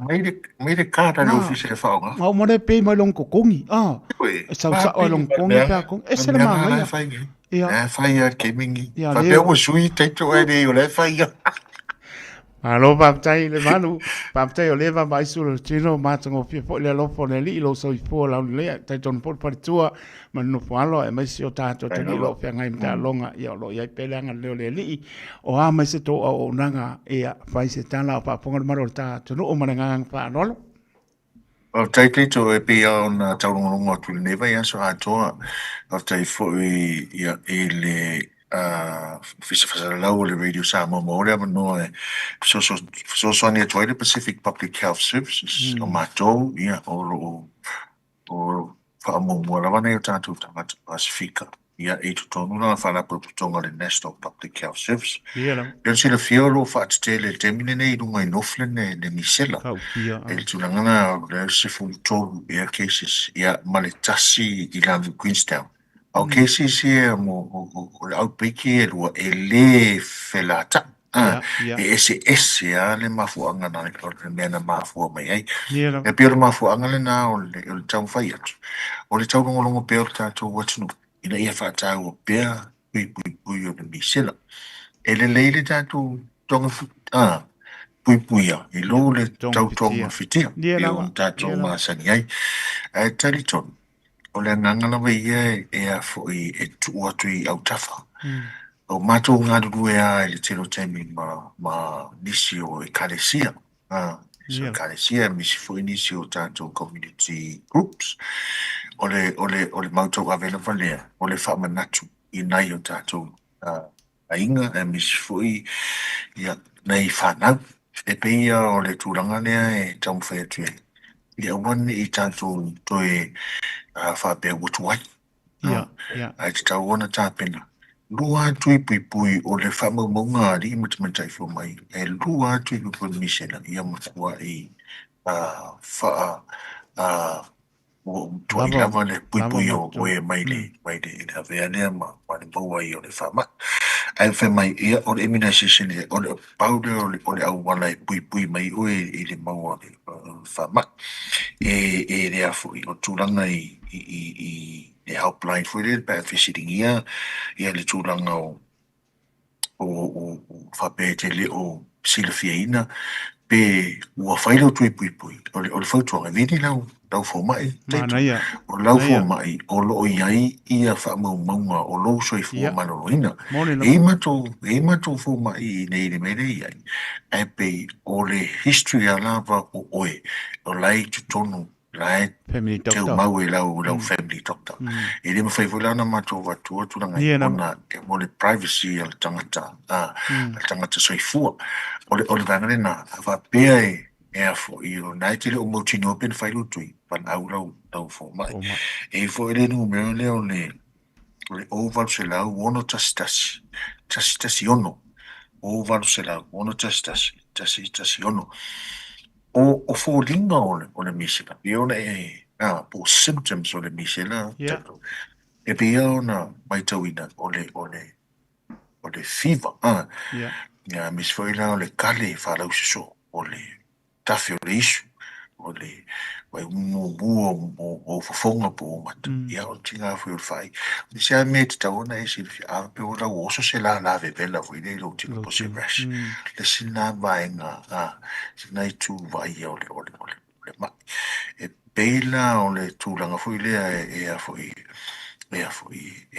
e lapta I e pel tātua tino e whalongo no ai o e tau mō kamane e siri oro no whore ai e peo le whautuanga a wha peo e whalongo ina whalongo nei vini mo mōrau whoma e te le I alu I o le whoma ne I te ua alu ako pepesi e iu e whai lea si pukingi te lua tala no ai pa lau whoma e peo le numero nā te to le ovals lau wonta stasi ono e whausutai ai o nei pe a wha peo e whalongo ina Lisi atu ta o tato o tele na whemalanga I atunu I whafu. Ia, mone, leila masau na.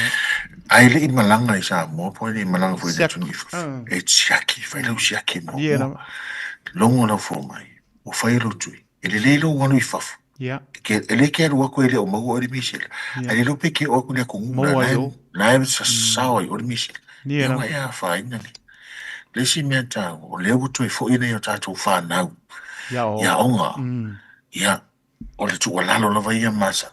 A wha peo lo o whanongona ina e le whanau me. Ia. Te tonu lava e le tau o ia lau puata mo whainga o Fiafia e na i o tātou mātua. Ia le tūlanga i nei te ua pepesi a tu le whama inisi. Ia mesi fo i o tinga ina I o siau tama teito. O le vaenga I le tūlanga o nai tamaitai fo leo mauele mai tanga. Ia. O le whautuanga li ima tamaitai fo mai, e le te tau ona tue whaisi tui pui pui a le tamaitai ua maua, po ua carry te mene o lau maua le maitanga po le tōsi tu lou. A whapea o le e whimana o e whaili tui pui pui, te tau ona plan o le tui pui pui, a e le I a mataina ne, le tūranga ne wau ka koe plan a me uma, e whaili tui pui pui, ia e le I maua I le mak, po maitanga ia po le tōsi tu lou. Ia ua fwoi o loa tāua ua fwoi mai ere ali. Ia ona o fuwhanga na wana I tūlanga fwoi le risk o le pepe. Ia. Ni te I ua whaina I le pepe. Ia whai lea fwoi mpona. Ia I le tū o le tātou fwoi tanga dunga ulunga fwoi li e tuai le tātou atunu taitu. Mana ia, ole a po e siri, ole le sau noi tūlanga umma I misela. E taitu tu sa maunga le fulu la whanongo atu o le a se mata I tu po ia se tanga I po ia lo to po I pito la au ngānu lue ai. Ia, mes fo le tau no e tūranga lea, e kai fōringa mai al fulu, Ia kai fōringa ai al fulu. A pera al fulu, kau leo soi se rash fulu, pe se la pe vela. Te mangeso al ki. Iso al ki. Ia. Te tau o wa ai le aunga. Ia. E le makau kia o le. Le mele le mai misila. Misila. E makau kia. Langa e, o tātou. O le au te, e kau mau ai voi au si kai mi voi. A whea kuri kui pui pui, e pe whaale angoi. Alo, pai. E ngā le hita i le ma.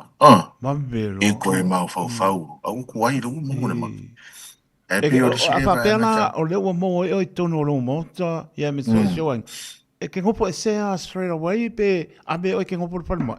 E mun ko o le mai le pipisi, o le pe ai kali. Ia. E kauanga wha ofo e sea oe li kuranga fo lele ma kaumwhai au i mai ma. Me fo lenga waku whau tuanga nei whana. Le o le aonga. A maua le ma e siri eile no fo whalanga. E a fo e a while kai. Puia moisi e kali. Ia e makura le kali e sa airborne virus. Fo lele a. E kali ma pipisi huai. E ila ole whau tuanga nena. Ia. Ia, e te tau wane whanau fo e sea tātou i tūranga ia. Pio nei. Ole tūranga le sa tupu mai. Lea tupu te mle nofu. Ai whawhitai o lau o tau e alui fo i lalo. O tau te amani e. Konfikia mai. Ai pio le konfikia. Ia, ai pio le au. Ai nane nā. Anta ole spul tonu po su fa ua maua i le tūranga le ua paisi te leo le whaino mera i apno fa le matu. Ia, e pe o le tūranga le nā, o le ngaruenga ne le o, le ngaruenga ne whai le temi ne, sa le o so e sila fiel to te le tunu. Ia. Ro ngaru, ru e tamai tai, ia, ma fō mai. Ele me ka o le contact tracing, o le mea le kau supporting o tātou ainga. O i whale whai le swap fo le ina i sila fiel. O nisi a vaenga i ro whātiu. I le temi, peo le awala ne nā. O tau alua i lalo whainu mero tanga tau. Wai e a whapeo le ka ke mau. E so e umaka ngaka ia ngai e whapela sa i whalsa. E so e umaka o whianga ia i a peo exposure events ka ungon mea. I ngauro leo tātou whama. Mea nā lo whaile te mine. O lo tupu ina i lo flen. Lo to te le ina i a tau si soifua ma. Ia awane i pepesi mai whafo mai ono flen. Ia ai meswe ne tātou tangata Pasifika. Ia ai peo o tūranga le nā roa. O a matao nā. So longa le le runga i. Ia ai e le tu ua ia.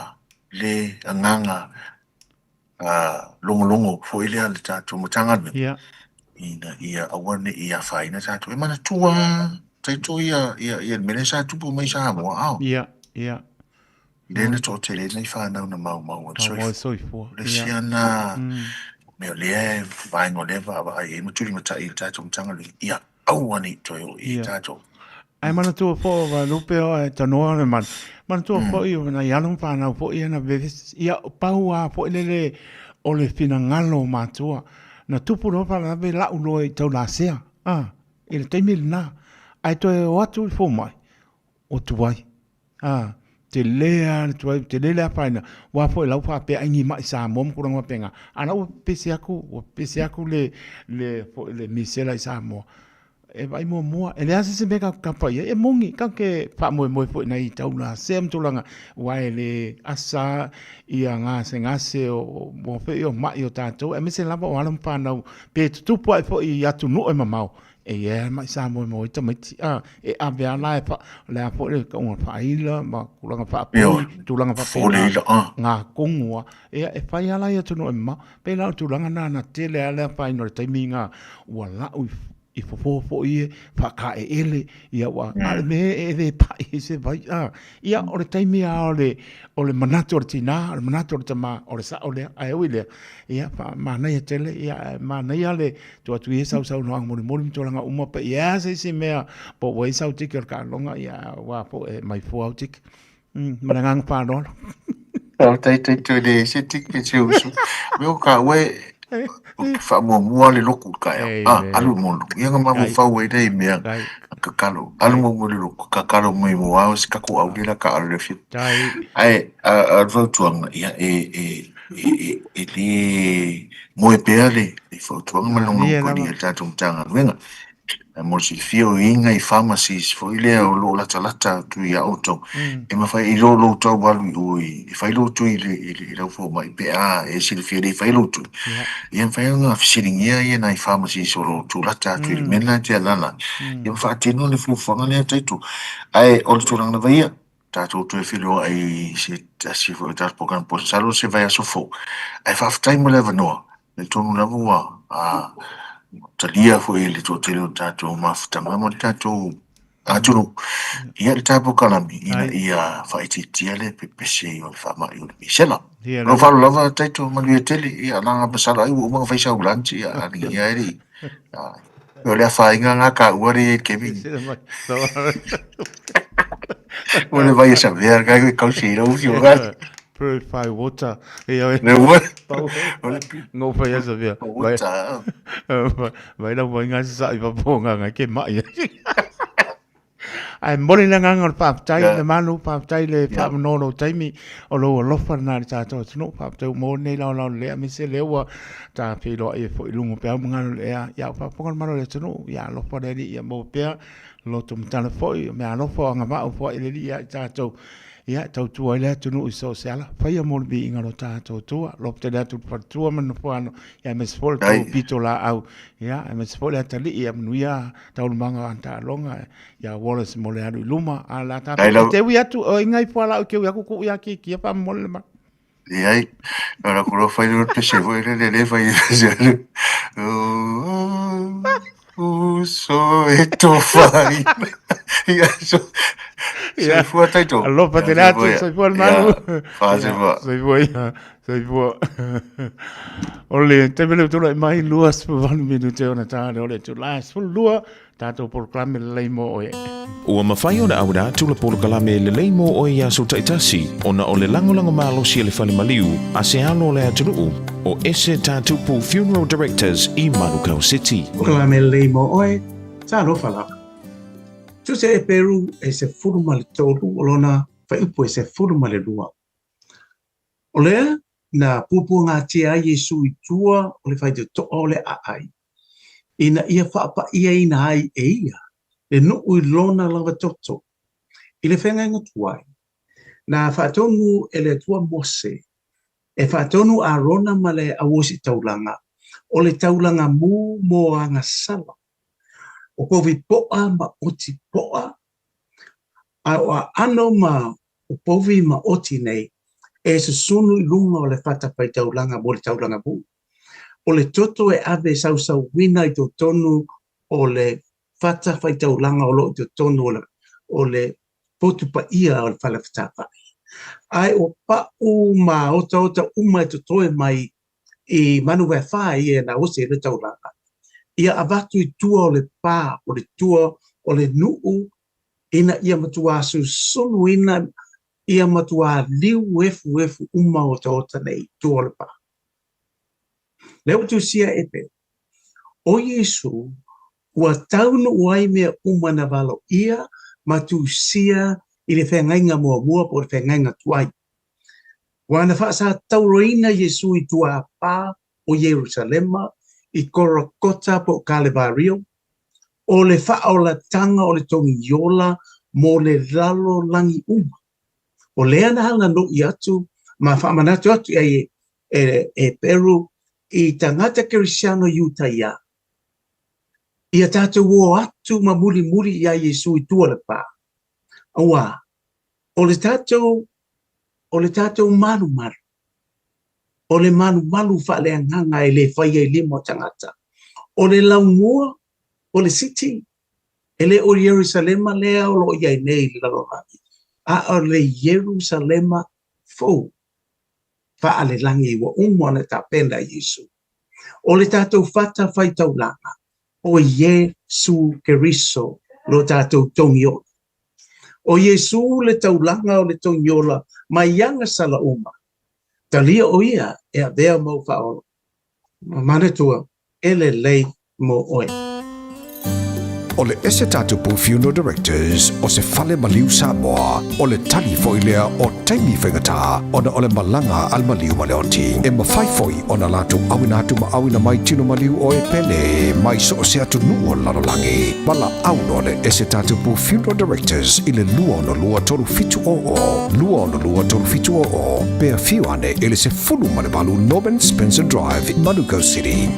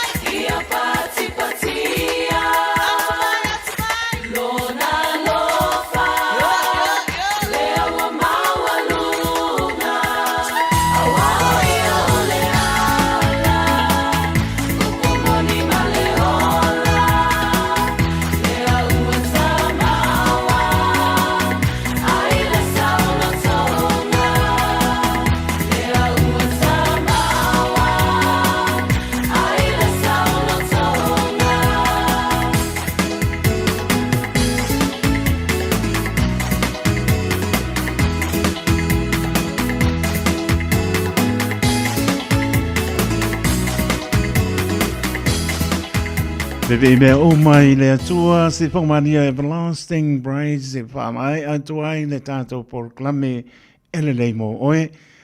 Ne lawa porklame lo te penei nai pasta so lia lo longa i o sua amer whamalo mar whaptai i lana au ona te penei no nei porklame se whaponga po nei porklame i le asonga fua pe a tātou au lia i le alofa maranga leo lo tātou atua. Fire and Emergency New Zealand advises that career firefighters will stop work for 1 hour from 12 p.m. to 1 p.m. on Friday, 17 October.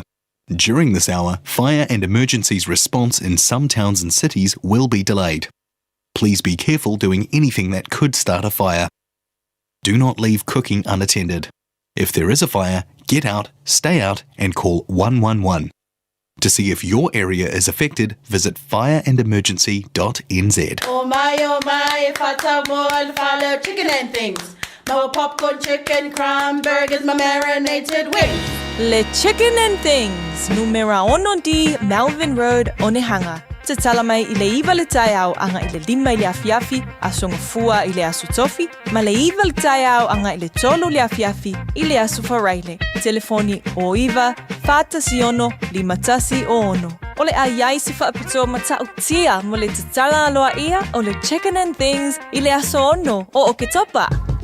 Beta Drive Doctors i le taulanga whaatau i mangele, whaapea manrua. O le vainga o so ngase pe amana o mia. E whaatino e fo i matupui pui o le whana witi, o tupui pui le COVID sfuluiva, mo i lato e sfuluan tausanga malunga atu. Whaapea matupui pui o le flu. Wala au telefoni, 255 iwa valu. Mo so wanoe whaatino e nei au nanga. O fisa whama i mangele i taftafane o le McDonald. A manrewa i taftafane o le whaletusi po le Public Library. Beta Drive Doctors Clinics.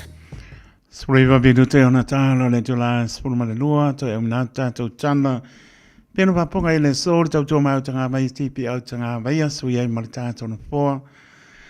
Ea ona maliu mai pole or ptulenga ia ponga mua, por ptulenga ia se umanu Francis Ioane, tau te maputa se ia pa e po istaimi o le apiapi, pa talovatu ia Valelia Wright, o maputa mai atu no e mamau, pa te tele lava, labe iao umi mai Amerika, ea mano lava, pa tai, pena po ia Jane Collins Bessel, ia o maputa mai te koma Washington i Amerika, ia lo patu mo to ia tuno e mau, pe po sunga ia Pira en Liko, o lo maputa mai o ia i West Auckland, i Ranui, ia lo patu zo, mano leva mai, ia, mai ta ia sina leo, si on tu atina ia lo salia, lo patene atu mano lo maputa mai, to pine ia Maria tu ua, lo patsi si merpone, lo patu mo oi mana ainga, ria vo i matou de lo pole nii, ia mano lava maputa mai, Destiva, maputa mai la mua o Australia, ea mano ke e mano ia toa Samoa ia sa mia la tapo inga ole numera le fia moa per proclame lena mai atu ale totu ale Pacific Public Health ia ole mesela fia ole numera o Barcelona wono tasi ono lena bana au mai estilale ole o Barcelona ono tasi ono to ero kasi mal me alofa ole o Barcelau ono tasi ono e a mananga fa lo au ngalo na ua to atu te umi mo fa tawino tato tickets fo e mo le ta longa le to Samoa ma le longa fetu io to mai tai ma i le weekend po la sa ole na ua atu te umi na ne sulua ngā tari whaatau ino tātou tickets. Manesto langa leo pa o mai le lua sapolu. Sa toru se folu tangata mātua ma whaanoano. Ia ngau lua sapolu. Tai Ellen Stowers. Ma le tautua le Pacific Easy Money Transfer. Alwatu inai o tara te mawai te whale o loanga iai. Po o tahu po i e te mawai tickets. Ale ngā na ua silifia online. Ia mawai pēa pa pēu mamau whale o loa te hanga e tu iai. O le numera mala au iai po o killing ticket. Lai mkwa kele a. Lua pitu ono fitu iwa fitu wha, lua fitu ono fitu iwa fitu wha. Ea, male lua fitu ono fitu iwa balu wha, lua fitu ono fitu iwa balu wha. Anga i atu i otara e le tautua le Pacific Easy Money Transfer.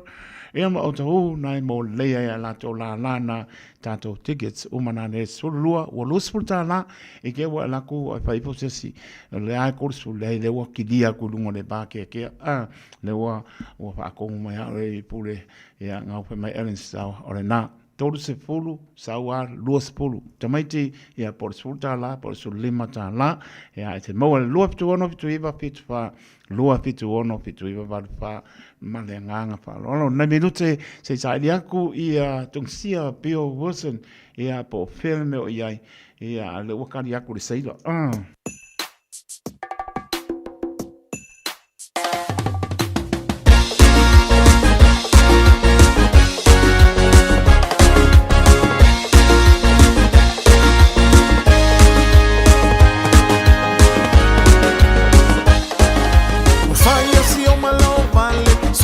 Si ele o ubo se vale saka kaula ma onga efesi wa elo o makukele o koela ikiki le ai so lango la le suma ke le siale ongi maluanga ole paipalea o ke ulai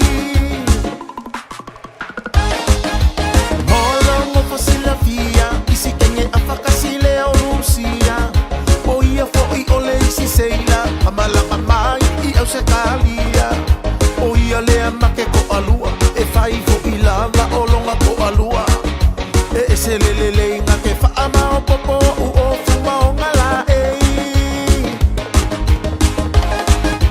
No, no, no, no, no, no, no I'm not ready to come home My contract here says 2 more years I'ma say my iglesia No, no, no, no, no, no, no I'm not ready to come home My contract here says 2 more years I'ma say my iglesia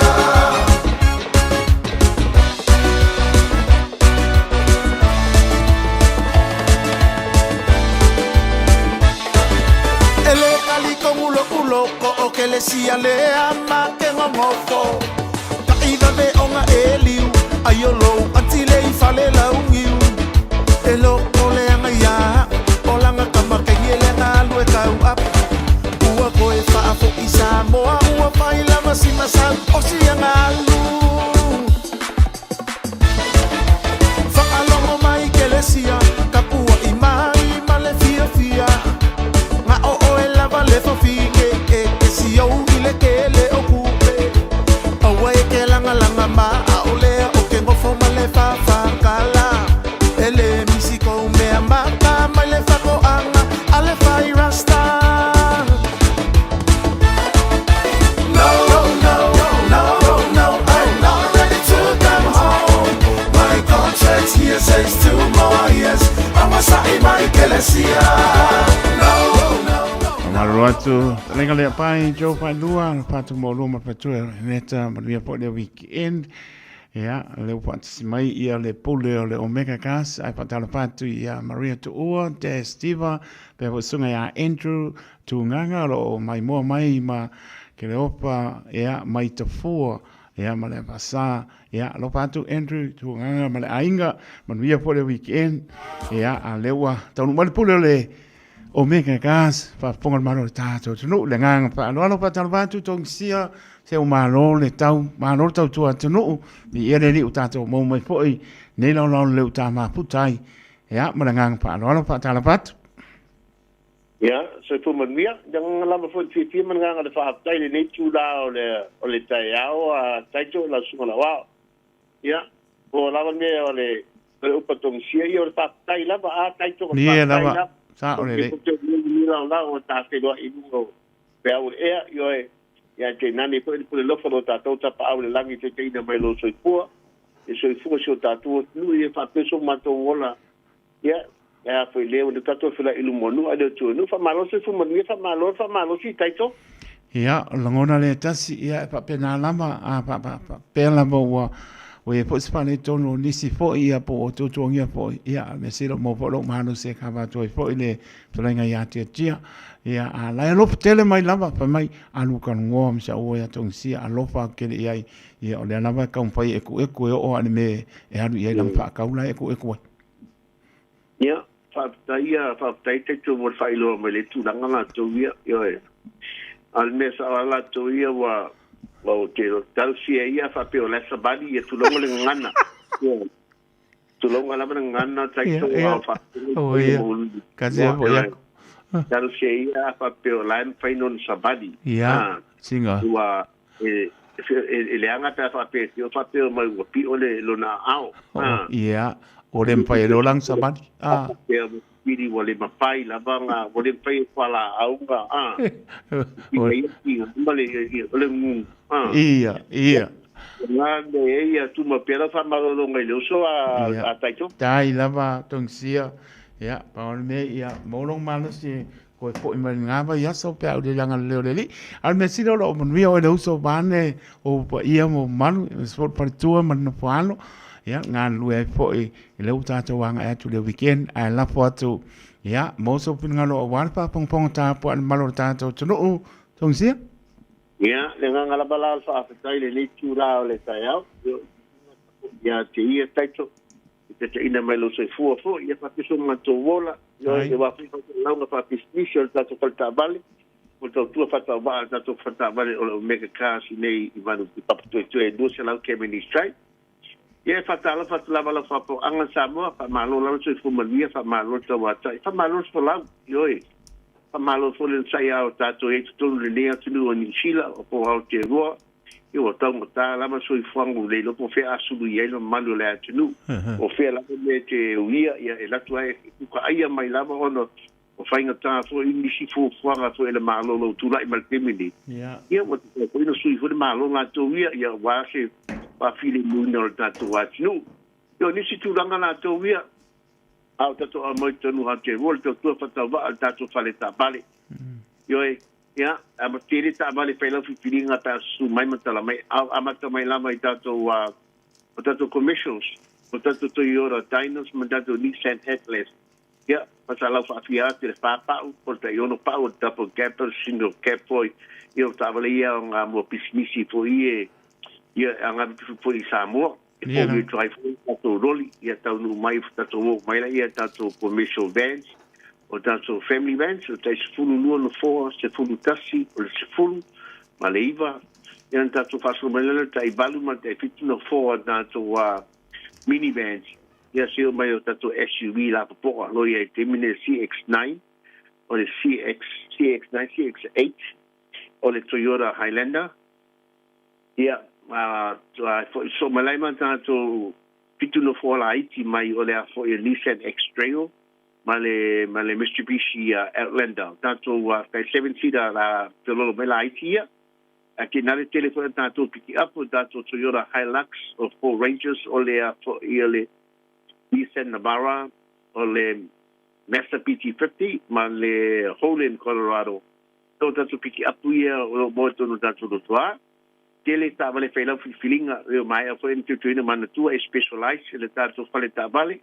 le customer singo tato piki up po se società vale la vete manao la meti finga lo e fai la man mato fatungonga I se tau to ngofie ale na fo I po se tau fo I tele popole fo tele to ngese metasi tato va solo meta to SUV light hybrid cars tava e kise po kas mo tu planga terbong ya awon no foi de tele foi fa mama benga o tato to sangale fo le pan fano to ipe to sia ya fo el to sangale de stalaina la tabale to sanga e fai tato tato tua o to sanga mo lo sa to nginga tabale pa pe fo le fai ngala mo fitness e fai fu tato falta vale mo le to sanga mo e fa pe fo se vecino tabale ya e fai fu fo awon ngalo tato refer fee pa manu do to Samoa ele fai e tongsia po le mega cancer fo ese cashback pa mo de mole yo e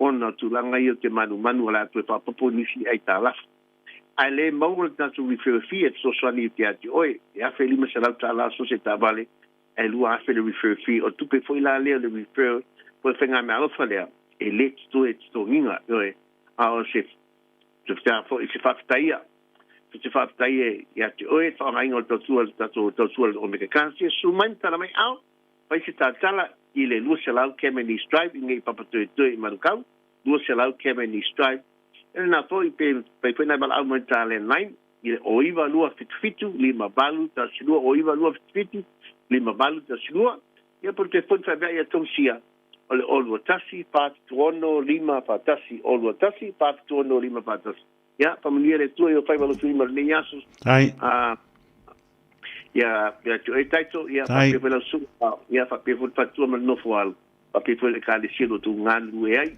ya kina le familia fele tu si o tu pelina la Samoa ya mo terminei ma to papa so fua ba ya manuia lo fa tele tong sia manuia po le weekend manuia po la to ne aso pa so fua ya so fua mai manuia taito so fua Yung le pole tong sia Pio Wilson le lo talano le oro tasi papi tu ono lima patasi oro tasi papi tu ono lima patasi pole oiba lua pitu lima balu tasi lua ole oiba lua pitu lima balu tasi lua salau Cavendish Tribe in Manukau City ma o leila mar tautua ale o meka gas taulunga mas tautua Ale o ona pata wa pata batu ya Andrew tu nganga ma le ainga lo mapata mai Mangle Bridge ia pe po ia soa e mosi verpichi ma ngai o ke le sabari so arula ko ya lo patu mo lo Maria man fano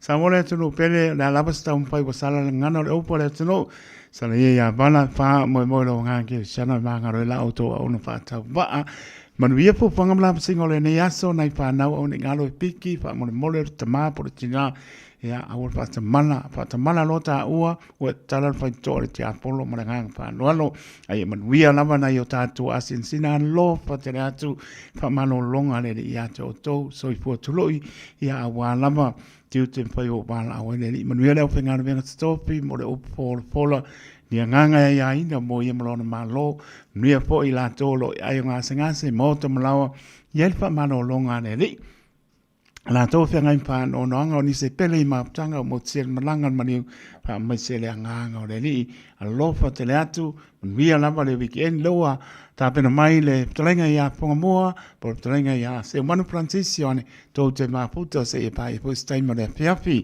tai to lo to le ona soifua ma ia manuia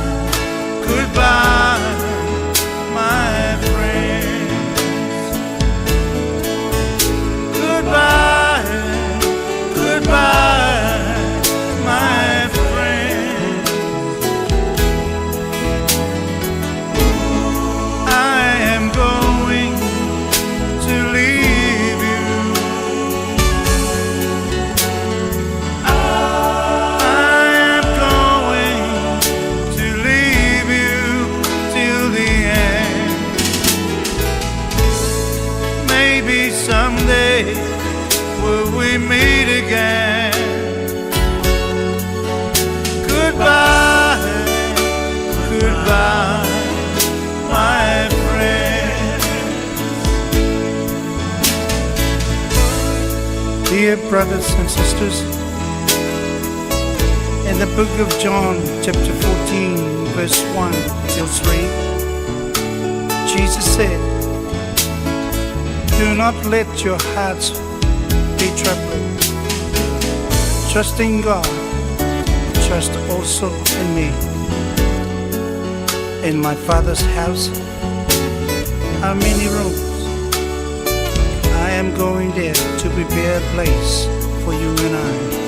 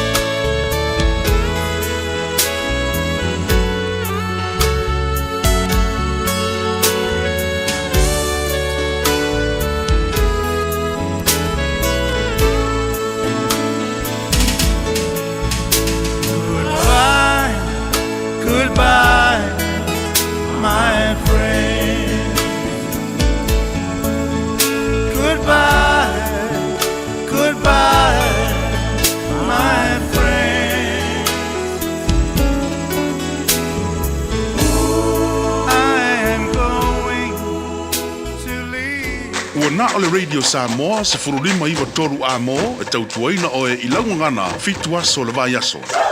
O mawhai na awina tu telefon mai Samoa. Ona o le langolango mai ale ofisa malanga o le ADS Travel. Telefoni o iwa, tolu iwa, lua o, faselau. Tolu iwa, lua o, faselau. O te whatalofo ilo tātou wasinu o tau arungo le ngāruenga o le vai aso, tala tau longolongo, usi mai alau whaafonga. O amata tuli nei le whaasalanga solo atoa i le wharipui tānu malala. O le tau lele aluas furufitu tau sanga le matua o kiuma talo uli levi. Ina ua wha maonia lona i o ina o le soli tū la fono. O lona wha o le maliu i seta maititi e se fururua tau sanga le matua. O le asoluru o le vai aso nei le wha masinonga mawalunga. Na au mai ei lea wha ai unga le wha masino. Le fio ngā whepulea ai ame perosa Roma. A o nofo tau fiai le wharipui le ua wha asalaina. E wha tali lona wha asalanga. O au kuso le tau sanga le te nei sa le la valu i savai. Na wha tino ai e kiuma talo uri levi. Le solitu la fono na ia umi ai se a upenga. O le la umalosi o le itu a inga o le luas fururua po o le purutasi. Na wha ria leo na wha tino le solitu la fono. A moe le tamaititi i tonu o le te inamu le po. Na wha ilo ai e le komisina o leo i lea teimi. Na masalo mia o se solitu la fono na mafua. Ona o se whai ngā wole wa nofo sala. Ma le tua fine o le tamaititi ua maliu. O aperilo le tausanga ne ina fua.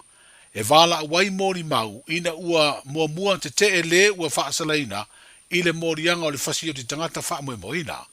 Peitai, o le masina lea na suia ila na tali i lona i o ina, lea fato a au mai le wha ai unga o le whaasalanga i le vai o senei. O le maua ni totongi wha pea i tū la whaasiri po o teimi. O nisi o mafua anga wa wha iloa e se mori mau e le ima whai na wha maonia. Na mafua ai na lei nisi o le au whai ngā ruenga o le umukuka le mauta ngase i moto tua. E o atu e whaatino le latu au nanga masani. A wale tāpena ino le malu o le tai ao. Mō ngase o lo tau fiai i le mauta ngase i moto tua. Whaari e se mori mau whaatua tua ina na te temi masani o le tai ao e toso atuai le tolori. A wātau mawhai le ini mea aina o atu. E le manuia sa i linga le pulenga le mauta ngase i se whaamatalanga. I le mafuanga o le tūlanga na ali mai. Aina tā ue se mori mau o se au nanga tū maoti. E saunia mga se seina tau mafa. Na suru wha iai le pulenga le mauta ngase mo se fisoa swani. E le imaua se finangalo le pulenga le mtanga aluenga wha pia fo i le whale mai o tuputa masese mea ole. Mo se whaamatalanga nga i tutongi ma overtime o le uwhinga aluenga i le mukuka. E peo na lau manu ia i se ripoti o le mafuanga leo le whale tonu. Ai peo na sila fia lo wha soa tupe le malo i le teimi nei. Ia ingo le fuafuanga tau tupe whana tinati le emergency budget. I le wha moe mai a lea tūlanga i le wha ungo le masina le neo o ke topa. Ma a mata wha o ngā ai tupe masani o le apasia. I le tala utua le tupe o le atala noaina le pāle mene. I le vai aso fau o momo nei. O leo whātoa i atu nei i le whaapasinonga māua lunga se tālo sanga o se sū. A le sa avea mapale mia le fionga fia mena o mi mata afa. O mori ai le whaion i le fonga tau whaaleanga. Le fionga i le pale mia. Sunga la audi le mali atoa le ua tea polata i Valfosi Smith. O le asolua le vaso nei na ua toe ae ngā ruenga i le tuanai o le aso malo o lo le lo tua tamaiti. Na whaurua tuai le lo ia o lo fina wina le tangi. A le sa avea mapale mia lea mata upu i le wha moe. O le a whaatulanga mo le vala unga mo mua i se teimi. E le o toe mamao. O le tangine nei e mafua mai se saunuanga le teitai o le malo. I lona tūlanga o i o le teitai.